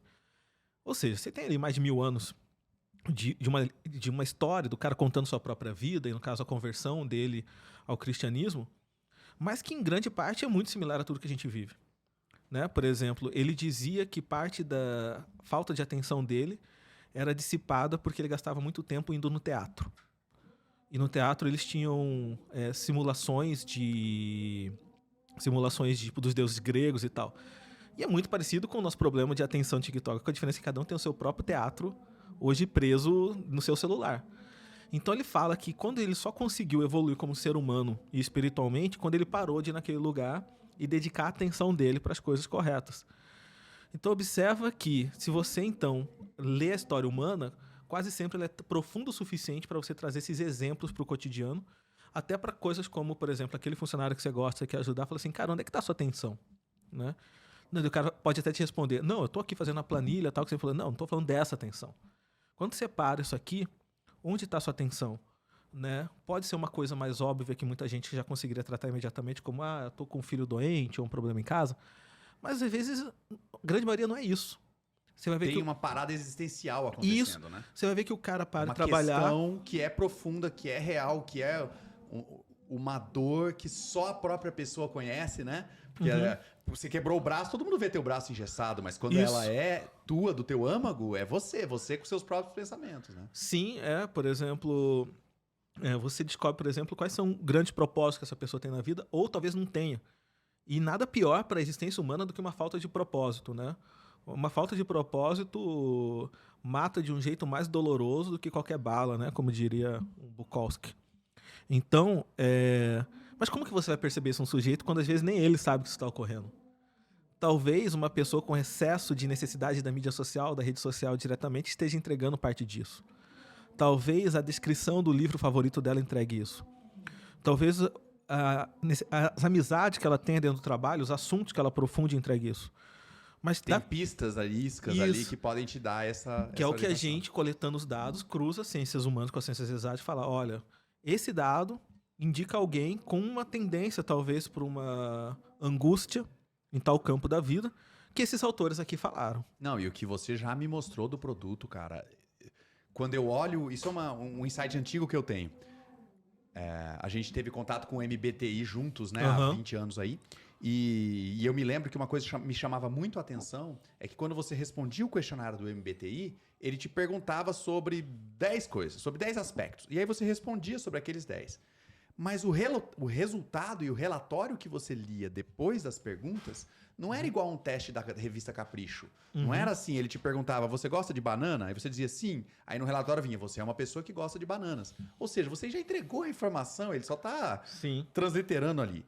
Eu percebi que no MBTI, quando você respondia umas perguntas sobre o seu gosto de banana, ele intuía sobre como você gostava de tomar decisões. Então, ele te falava sobre elementos que as perguntas não tinham. E eu vi você me mostrar muito disso com perguntas que aparentemente seriam inofensivas, né? Uma questão de como ele descreve ali o livro predileto, que série ele está assistindo, o personagem ou o ator, acho que era o predileto. E dali você intui percepções sobre aquele indivíduo. E aí, além de você apenas perceber isso, ainda consegue trazer o repertório para que eu saiba como conversar e abordar aquela pessoa sobre uma questão que, quando você falou ali, por exemplo, de como é que você chama? Atrito involuntário, a saída involuntária. A saída voluntária, attrition, né? A pessoa pedir a demissão voluntária. Cara, fica muito legal. Pô, eu sou empresário, cara. Tem empresas com 80 pessoas, com 150 pessoas que eu preciso reter talentos, que são pessoas incríveis, com talentos e potencial, e essa é a palavra certa, mas que às vezes estão me deixando por uma questão que eu não consegui achar, né? E aí, se você me dá esse repertório, e agora eu sei o que abordar, como conversar, e ainda poder, aí é o tesão de professor também, né? Poder sair de uma conversa dizendo, lê esse livro, né? Tipo assim, eu tô entregando um negócio que se a pessoa se dedicar naquilo... eu acho que não tem nenhum clássico que eu li, Gabriel, que não tenha me deixado uma marca profunda. É difícil de esquecer coisas que eu aprendi nos clássicos, né? Então, só de eu saber que eu vou poder meter um clássico e aquilo tem chance de carimbar uma marca na pessoa, que, de novo, ela pode até sair da empresa, ela pode até ir para outro lugar, mas aquilo eu tenho certeza que vai deixar marcado nela, cara, já me anima pra caramba. Você sabe que semana passada eu tive uma grande conversa com uma grande amiga minha, diretora lá da RBS do Rio Grande do Sul, a Mariana Silveira, um abraço para ela. Que a gente conversou sobre isso e eu comecei a puxar uma obra de um grande autor, para mim um dos melhores filósofos espanhóis que eu gosto muito, que é Ortega y Gasset. Ortega y Gasset, ele escreveu um livro, entre vários que ele escreveu, mas o que eu mais gosto é A Revolução das Massas, que foi o cara ali no começo do século 1900, se não me engano, a Revolução das Massas ele escreveu em 1929, que ele descreve a transformação social e política como poucos descreveram do mundo. E por que isso se conectava com o que a gente estava conversando? A gente estava conversando quanto que pessoas, muitas vezes, principalmente nos ramos mais criativos da indústria, como é a comunicação, têm um certo sentimento de que precisa sair para explorar o mundo ou se aventurar por acreditar muito fortemente nos simbolismos da vida, né? Então, por exemplo, o que a gente falou antes, acumule experiência, não acumule patrimônio e tal. E que algumas dessas pessoas, às vezes, se frustram e precisam voltar, né, para seus antigos empregos, procurar seus antigos empregos, e perdem, às vezes, um tempo interessante de desenvolvimento de carreira, na qual eles poderiam, talvez, até ter tido as mesmas experiências de viagem, só que de um jeito um pouco mais organizado, ao mesmo tempo que na sua evolução de carreira ele teria tido também um sucesso que lhe traria uma paz de espírito e uma tranquilidade. Como que a gente lidava com isso? Eu comecei a filosofar e a pensar que se a gente conseguir, pelo menos que essas pessoas se encaixem, se observem que elas estão dentro de um fenômeno maior de massas e que eles são influenciados por uma indústria a fazer isso, suas decisões começariam a ser mais repensadas. De que talvez ele não estivesse tendo uma ideia que brotou exatamente da cabeça dele. Falou assim, cara, talvez essa sua ideia que está aí dentro não seja original sua. Na verdade, eu acredito piamente, seguindo alguns mentores filosóficos que eu tive, que é muito difícil alguém ter uma ideia exatamente sua. Né? Pra você chegar lá, cara, você tem que comer muito arroz com feijão. Então, o primeiro é não só você dizer para um jovem que a ideia que ele está tendo não é dele, é quase uma ofensa para ele. Porém, se você conseguir trazer uma outra ideia, falar assim, cara, olha o que esse cara aqui está dizendo, não é exatamente o que você está querendo fazer, lê essa história, para você começar a deixar claro para ele de que ele não está isolado no mundo e que nenhum grande pensamento. É claro que existem pessoas geniais que às vezes têm ideias geniais e vão para lá.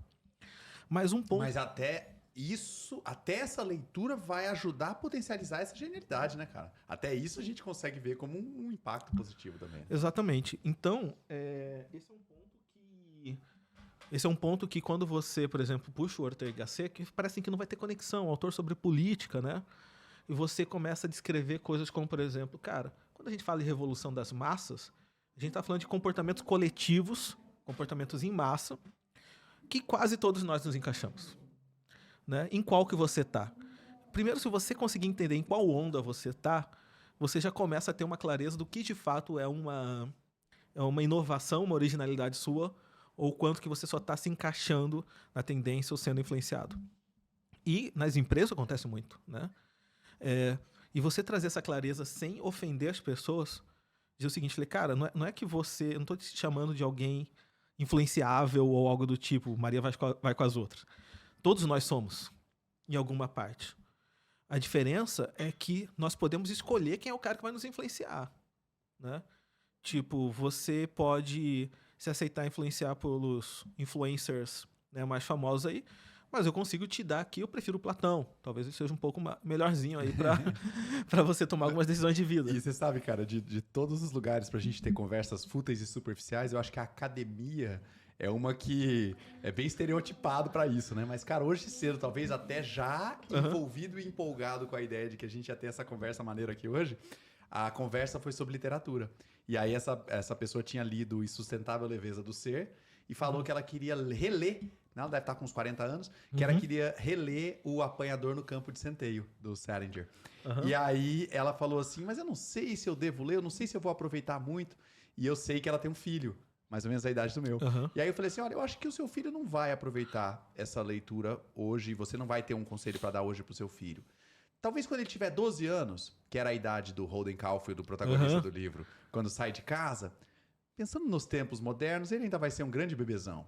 Mas talvez, quando o teu filho tiver com 25 anos, vai ter poucos conselhos melhores do que o que você vai aprender relendo Apanhador no Campo de Centeio, né? Sim. Então é muito legal como tem aprendizados que, se você escolhe a quem ouvir, eu tenho certeza que o Salinger tem muito mais a dizer do que uma boa pá dos influenciadores digitais que estão distribuídos por aí. Muito hoje, provavelmente, né, Eu tô relendo um livro do Ernest Hemingway, né? O Sol Também Se Levanta.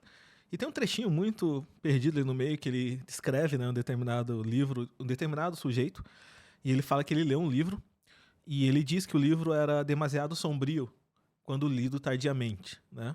Isso me lembrou uma outra conversa que eu tive recentemente com um grande amigo aqui de Campo Grande sobre Guimarães Rosa, que ele falava, Guimarães Rosa é um cara que se lê com 15 para entender com 40, né? E me parece isso, né? A arte e a literatura, ela fala diferente com as idades e que você tem que ler ela no seu fluxo de tempo, né? Então, acho que quando você lê um livro, você tem que, acho que entender que ele vai te acompanhar, aquele conhecimento vai te acompanhar e que um momento você vai voltar para ele e ele vai te orientar e orientar pessoas perto de você e vai te dar exemplos daquilo, né? Então, se você acha que lê esperando uma coisa muito objetiva que você vai usar naquele momento, talvez você esteja lendo o livro errado, né? Quando você lê uma história de alguém, uma história de vida, é como se a gente pensasse sobre a nossa própria história. Se eu pedir para você ou para qualquer pessoa, resuma a sua vida aí, o que você viveu nos últimos 30 anos em 2 minutos, provavelmente não vai funcionar. Ou qual que foi o grande aprendizado dos últimos 30 anos da sua vida? Cara, você vai gaguejar, entende? E é profundo. Então, quando você lê um livro que vai contar a história de alguém, você também não dá para esperar que vai ser aquela coisa exata, mas vai ser uma coisa muito maior, complexa, boa parte útil, talvez não útil imediatamente, mas eu vai se conectar. Eu até brinquei com você essa semana que eu assisti uma palestra e a pessoa teve a cara de pau de falar na palestra que ela queria ler O Inferno de Dante, queria conhecer a Divina Comédia, né, do Dante Alighieri, e que ela achou muito grosso o livro, tinha muitas páginas. Então ela tomou a decisão mais sábia, isso nas palavras dela, por favor, né? Que era o que ela perguntou pro ChatGPT o que tinha para aprender da Divina Comédia. E aí o ChatGPT fez um parágrafo para ela. E aí ela se sentiu satisfeita porque ela saiu com as endorfinas de que ela tinha lido o Divina Comédia. Quando, na verdade, a única coisa que ela tinha era um resumo sobre aquilo, né? Sim. Eu acho que é um pouco desse valor que você está trazendo. Quando você para escutar a história e é a trajetória de entender cada motivo que leva o protagonista a passear por cada um dos círculos. Primeiro, né? Inferno, purgatório, céu, paraíso. Que tem o real valor e não a porcaria do resumo, né, cara? É que eu acho que uma coisa que não funciona do resumo da literatura, que funciona talvez no resumo da... Se você estiver aprendendo matemática ou estatística, é que a matemática e estatística é a mesma para todo mundo. Isso é uma realidade. Talvez, se você for genial, você crie coisas novas e interprete coisas novas. Mas é praticamente a mesma. O Hemingway não é o mesmo para todo mundo. Então, ele vai mudar, porque é tanta coisa na história, desde a hora que ele descreve o restaurante que o Robert Cohn, lá, o personagem, entrou. Você vai se atentar a coisas diferentes, você vai ler com energia diferente e com uma história diferente que vai conectar aquilo. Se você já esteve em Paris, você vai ler de um jeito. Se você não esteve, você vai ler de outro. Se você não esteve, mas quer muito estar, você vai ler de outro, né? Então, se você for lá e ler o Guimarães Rosa, se você viveu o sertão brasileiro, você vai ler de um jeito. Se você não viveu, você vai ler de outro. Se você tem alguma relação com o amor ou com a sexualidade, que cada um tem a sua, você também vai ler de outro. Por isso que não vai adiantar o resumo. Se eu tentar te resumir, beleza, eu te contei uma história que aconteceu ali. Eu não sei se isso vai somar muita coisa pra você. Além de que talvez você use isso pra passar no vestibular que caiu o livro, né? Que aí vai te fazer uma pergunta genérica e universal, que é o propósito do Enem também, né? Agora, você pensar sobre, por exemplo, sua timidez, que é o caso lá do livro, ou se você tiver alguma deficiência notória e como que você vai superar essa diversidade e para onde você vai, e como isso conecta com a sua história. Ou algumas vezes, por exemplo, que eu leio alguns livros, eu me sinto envergonhado porque eu me sinto muito parecido com algum dos personagens e falo, caraca, isso aí sou muito eu, cara. Como que esse autor que nunca me conheceu me decifrou tão bem, né? Isso, e você começa a ver que você cometeu erros muito similares a daquele cara na vida, mas que lendo o livro você já te ajuda a pensar, primeiro, eu não tô sozinho, segundo, tem uma solução, e deixa eu ver a solução que esse cara aqui adotou, né, pra isso, e que talvez eu tome, ou possa recomendar para outros tomem. E fora que várias vezes você vai ler livro, você vai reconhecer amigos, familiares, parentes naquele personagem. E você vai aprender a lidar com situações ou sua ou daquelas outras pessoas naquilo, né? Tanto que, por exemplo, se você pegar lá no Rei Lear, ou no Hamlet, no Rei Lear do Shakespeare, os conselhos que o Apolônio dá pro filho dele, é impossível não ser útil para você. Por exemplo, ser fiel a ti mesmo. Ou tipo, nunca entres numa briga, mas se entrar, garanta que você seja temido, né? São coisas que você vai usar, né? Mas que cada um vai usar de jeito diferente. Você talvez pense na sua última briga e como que isso fazia sentido. Eu talvez pense na última vez que eu não fui fiel a mim mesmo e aceitei mudar alguma coisa que eu não acreditava. E com o passar do tempo isso vai mudar, né? É dinâmico. Não chega a ser caótico, mas beira alguns momentos. E então a gente está tentando usar esse Lion para dentro das empresas, mas é uma, com perdão do clichê barato, é a ponta do iceberg, né? A realidade é entrecortada por um monte de dramas, por um monte de situações, por várias questões que precisam ser resolvidas profundamente dentro de cada ser humano. Tragédias, dilemas. Você tem aí seus 7 bilhões e meio de pessoas com profundidades que se entrelaçam entre si e que precisam ser discutidas e vão precisar resolver. Tem gente morrendo, nascendo, se amando nesse exato momento, que é o começo do filme lá da Amélie Poulain, lá. Tá tudo acontecendo, um monte de histórias. E algumas dessas histórias, uma microfração dela, tá afetando você diretamente agora, seja por você mesmo, ou seja pelo cara que trabalha do seu lado. E como que você consegue aprimorá-la? E principalmente numa era de IA. As IAs estão vindo aí, arrebentando com tudo, tem uma revolução industrial acontecendo. Qual que é o seu grande diferencial? Durante muito tempo ainda vai ser esse. O quanto que você consegue compreender a essência humana, a existência humana, fora ali das 4 linhas da materialidade objetiva imediata. Com todo respeito aos materialistas, né? Que são bons filósofos em boa parte, mas existe muito mais coisa do que isso, né? Achei legal que você comentou, me lembrou o filme do Charlie Kaufman, a adaptação, que o camarada é o roteirista e ele tá tendo aquele bloqueio criativo comum, né? Acho que na carreira de um roteirista ele vai ter vários bloqueios criativos. E o Nicolas Cage tá lá representando esse personagem. E ele foi fazer um curso de como escrever um roteiro de sucesso. E ele tava com muita vergonha de estar fazendo esse curso, porque ele se sentia um roteirista menor. Como assim eu vou fazer um curso genérico com, sei lá, tinha 300 pessoas no auditório, né? E quem tava ministrando os cursos, curiosamente, era o Robert McKee, que representava ele mesmo. Então eles chamaram o próprio camarada que dá cursos de escrever roteiro para fazer a cena.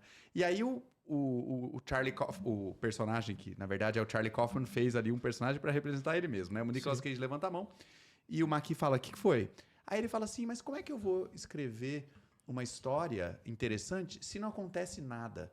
Eu tô olhando para os lados e tá sempre tudo muito igual." E aí o Robert McKee tira assim na hora, com uma raiva na voz. Vale a pena ver o corte depois no YouTube da cena.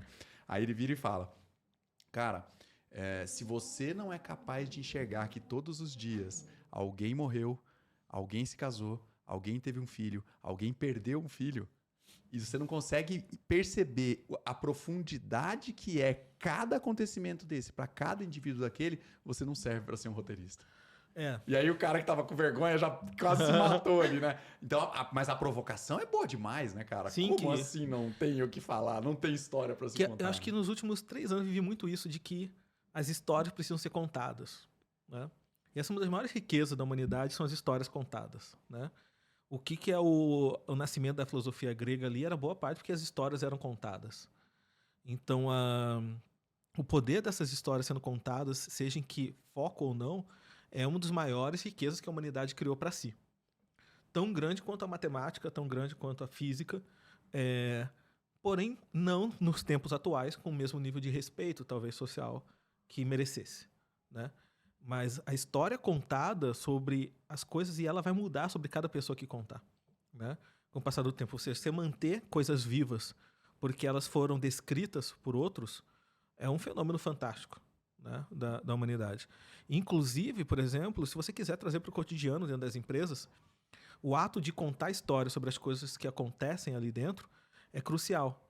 E um erro que eu tenho observado acontecer muito nas empresas ao longo da minha carreira é que as pessoas relegam o ato de contar as histórias só para as lideranças ou para os CEOs e tal.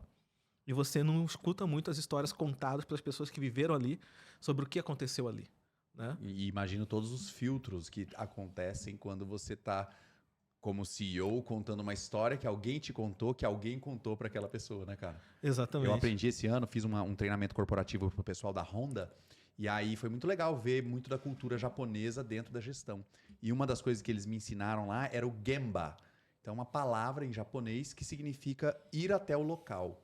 Aí você poderia só fazer uma interpretação rasa daquilo, né? Vá até lá e aí você vai enxergar o problema acontecendo. Mas o que a filosofia japonesa de gestão traz é o seguinte: vai até o local para você ver o que está acontecendo, para que você elimine todos os filtros e todos os intermediários. Então, o ato de, quando um problema surgir na sua frente, ao invés de você responder a todos no e-mail, você levantar da sua mesa, é uma metáfora para o trabalho presencial, mas você levantar da sua mesa e ir até aquela unidade da produção e ver o problema acontecendo, te traz uma perspectiva, voltando no nosso primeiro ponto da conversa de hoje, né, cara? Você ser o juiz e o executador te permitiu ter a visão do todo, né? Uma visão com muito menos filtros, com muito menos vieses, e aí você tira uma conclusão muito legal. Por exemplo, recuperando a história lá de Corumbá, de fato, eu lembro até hoje uma das meninas que eu apliquei o questionário, e ela me chamou para pergunta por pergunta para entender o que significava cada pergunta. E ela queria responder com profundidade aquilo. Mas era nítido que ela, pela primeira vez, estava fazendo aquele esforço. Ou seja, se a gente tivesse mandado alguém para fazer a pesquisa e trazer para você, nunca ia saber disso. Não. E ignorar, ia tirar o papelzinho. Você não ia ter visto a feição dela enquanto te perguntava. Você não ia ter visto ela fisicamente ali fazendo a resposta. E eu lembro que desde então, naquela época, sempre me comoveu a ponto de o que eu poderia fazer para ajudar, né? Eu acho que a gente geralmente pode fazer muito pouco, né? Mas se cada um conseguir fazer mais, obviamente esse pouco vai se somando em muita coisa. E esse ponto, então, de contar essas histórias, tipo, desde contar a história de que a gente foi lá em Corumbá e fez isso, ou contar as histórias, tipo, quando eu estava em Santiago de Compostela e cada pessoa que sentou ali na beira da estrada e a gente contou sobre o que ela estava vivendo, o que estava fazendo ali, me parece extremamente importante, né? Pegando o caso de Santiago de Compostela ou do Poder da História, por exemplo, o livro do Paulo Coelho lá, O Diário de um Mago, que nem precisa desse mini marketing que estou fazendo dele aqui, embora não seja o meu autor favorito, mas de fato, por exemplo, o simples fato de ele contar a história dele cruzando o caminho multiplicou a quantidade de caminhantes, de peregrinos por 1000. Né? O impacto do livro. De cada 10 estrangeiros que eu conheci, eu fiz essa conta lá, 8 citam Paulo Coelho, quando sabem que eu sou brasileiro. Alguns, inclusive, acham que ele é nobelista, né? O pessoal da Coreia, tudo, estava convencido que Paulo Coelho ganhou o Nobel. Uau. Então, então, o poder da história, ou seja, de fazer aquelas pessoas irem lá, andarem 800 quilômetros, você tem um fenômeno social da maior peregrinação do mundo, porque um brasileiro contou a história, né, de como que foi a jornada dele, e é muito legal, podemos já cortar aí, e é muito legal que o Paulo Coelho, ele conta uma visão totalmente mística, e as pessoas não vão necessariamente visão mística, mas eles só vão para lá. Ou seja, era imprevisível que esse trem ia acontecer. Né? Tipo, então conta a história para a pessoa, o que vai acontecer a partir dali, provavelmente é algo bom, mas você não tem como prever. E deixa esse caos se multiplicar, entendeu? Ô, Gabriel, hoje vamos por uma reta final aqui, né? Acho que o nosso tempo aí tá indo já. Mas deixa eu te fazer uma pergunta seguinte, cara. Na verdade, fazer uma coisa que eu sempre faço com você, que é dar essa pegada no cérebro, mas eu quero amarrar um pouco com a sua experiência já desenvolvendo o Sea Lion aí no trabalho de bastidores. Vou começar com uma explicação e depois eu te faço a pergunta que eu quero fazer. A explicação que eu gosto de fazer sobre esses grandes modelos de linguagem, os LLMs, né? O GPT, a tecnologia do chat GPT mais conhecida, tem lá o Palm, que é o que está por trás do Bard do Google, tem o Claude, que é a versão da Anthropic, outra empresa também. O processo como eles foram criados é bem curioso. Eu gosto de fazer uma comparação seguinte. Quando a gente aprendeu português como brasileiro nas escolas, a gente foi ensinado regras gramaticais. E aí você aprendeu o sujeito e o predicado, o verbo, e aí o transitivo e o intransitivo. E aí uma sequência de regras foram estabelecidas e a partir daquilo a gente começa a escrever e aprende a lógica por uma explicação sintética do tema. No entanto, quando a gente aprendeu a falar antes da escola, na verdade a gente não tinha estrutura nenhuma. Simplesmente o nosso cérebro foi ouvindo o som água era relacionado com aparecer uma água para você beber e você simplesmente aprendeu a mexer a boca e empurrar o ar de tal maneira que a palavra água saísse. Então, o aprendizado de quando a gente aprendeu a falar, ele é muito parecido com a rede neural. Talvez até tenha cometido um erro ontológico aqui, né? A rede neural foi criada de uma maneira muito parecida como o nosso cérebro assimilou a forma como a gente fala. E aí eu tô vendo você me contar aqui que os grandes modelos de linguagem, quando estão ligados a assuntos mais profundos, quando estão ligados a entender a essência que tem lá nos autores, hoje são limitados. Se eu pergunto para o chat GPT sobre Nietzsche, ele vai me falar a data que o camarada nasceu, os livros que ele escreveu e um breve resumo do que ele pensava. Diferente do processo, se eu pudesse perguntar para o Nietzsche o que ele faria na minha situação. Sim, E eu acho que você está aprendendo, e é isso que eu quero te perguntar, você está aprendendo com esse teu processo de criação do produto na Sea Lion a como transpor essa barreira, como que você consegue enriquecer o modelo de linguagem? Essa era a pergunta que eu queria te fazer. Como você consegue aprofundar se você ainda continua usando a tecnologia do grande modelo de linguagem? Basicamente você precisa fazer a pergunta correta, né? Então você tem que dar o prompt para ele, assim, você precisa ter um especialista que, para sempre que uma pergunta sobre um autor for perguntado, você tem que dizer para a IA para quem ele vai perguntar, né? E aí a gente treina ele continuamente para isso, né? Então você tem lá um monte de livro do Nietzsche, lido por um especialista, que você tira insumos, mas sempre fica incompleto do que se você sentasse na frente do especialista. Mas ainda assim é mais rico do que a IA consegue oferecer sozinho. Então a gente treina ela para sempre que determinadas perguntas forem feitas, ele pegue da sua própria base e pegue da nossa. E no final sai um misto dos dois, enriquecido. E depois ele volta, é retreinado, pega da nossa e pega dos dois. Então o que a gente faz? Você tendo uma base paralela àquela base gigantesca, muito maior do ChatGPT ou do Bard, por exemplo, só que a nossa, a gente se baseia na estratégia de que um filósofo carrega tanto conhecimento numa frase que ele compensa, sei lá, um banco de dados lá de 1000 linhas, 1.300, 2 milhões, sei lá. Então, pega esses caras, tipo, essa frase que um especialista falou, né? Essa frase tem muito conhecimento, quebra ela e joga para a IA vai conseguir, né? Então é uma IA paralela. Que legal, cara. É como se fosse um professor da IA ali paralelo. E olha que interessante, eu assisti uma fala rápida de 15 minutos do Álvaro Machado Dias, antes de conversar com ele, e ele estava falando um pouquinho sobre tendências. Mas quando você escuta normalmente um palestrante falando sobre tendências, ele vai falar de um produto, de uma marca, de uma empresa, né? E ele foi totalmente num outro caminho. Então ele disse o seguinte, que ele acreditava que para o ano de 2023, que falta ainda, e para o ano de 2024, a grande tendência seriam as psicotecnologias. Eu não tinha ouvido esse termo. Eu acho que ele cunhou a ideia numa das colunas dele. Foi o que ele disse. E aí ele falou sobre assistentes pessoais, individuais, que permitissem com que os usuários, clientes, pagantes, pudessem conversar diretamente com quem eles queriam que os ajudassem. E aí ele deu o exemplo na época, ele falou do Neymar, para dar um exemplo assim mundano, e ele citou, não lembro se era o Sartre ou o Nietzsche, né? Então foi muito legal, e eu acho que eu quero terminar aqui esse papo dizendo que, cara, eu acredito que esse caminho que você está seguindo, aliado a esse comentário que ele fez aí de uma psicotecnologia, né, cara? Tenho certeza que você tem coisa pra caramba pra agregar. Vou ficar feliz demais de iniciar conversas com amigos meus que estão em RH, porque eu sei não só que vai ser legal pra você, que eles usem e adotem, mas que vai ser legal pra eles também, né? O benefício que eles vão ter de ter esse ajudante, esse gerador de repertório. Eu vou ficar com isso na cabeça. Não, e esse psico que foi citado, né, nos puxa o Asimov, né? Lá, na hora. Foi a primeira coisa a psicomatemática que ele pensou. Lá, a psicohistória, psicohistória. Né? Psicohistória. Então faz muito sentido. Fechou. Então tá, acho que esse pode ser o nosso próximo ponto para começar, a partir da psicohistória, né? Boa. Como que a leitura de Asimov seria, acho que, reproduzida para os dias de hoje e para essa interpretação, né, do mundo. Sensacional. E vamos trazer esse cara aí, né? Vamos embora, com certeza. Vamos aproximar. Fechou. Fechado. Valeu. Valeu.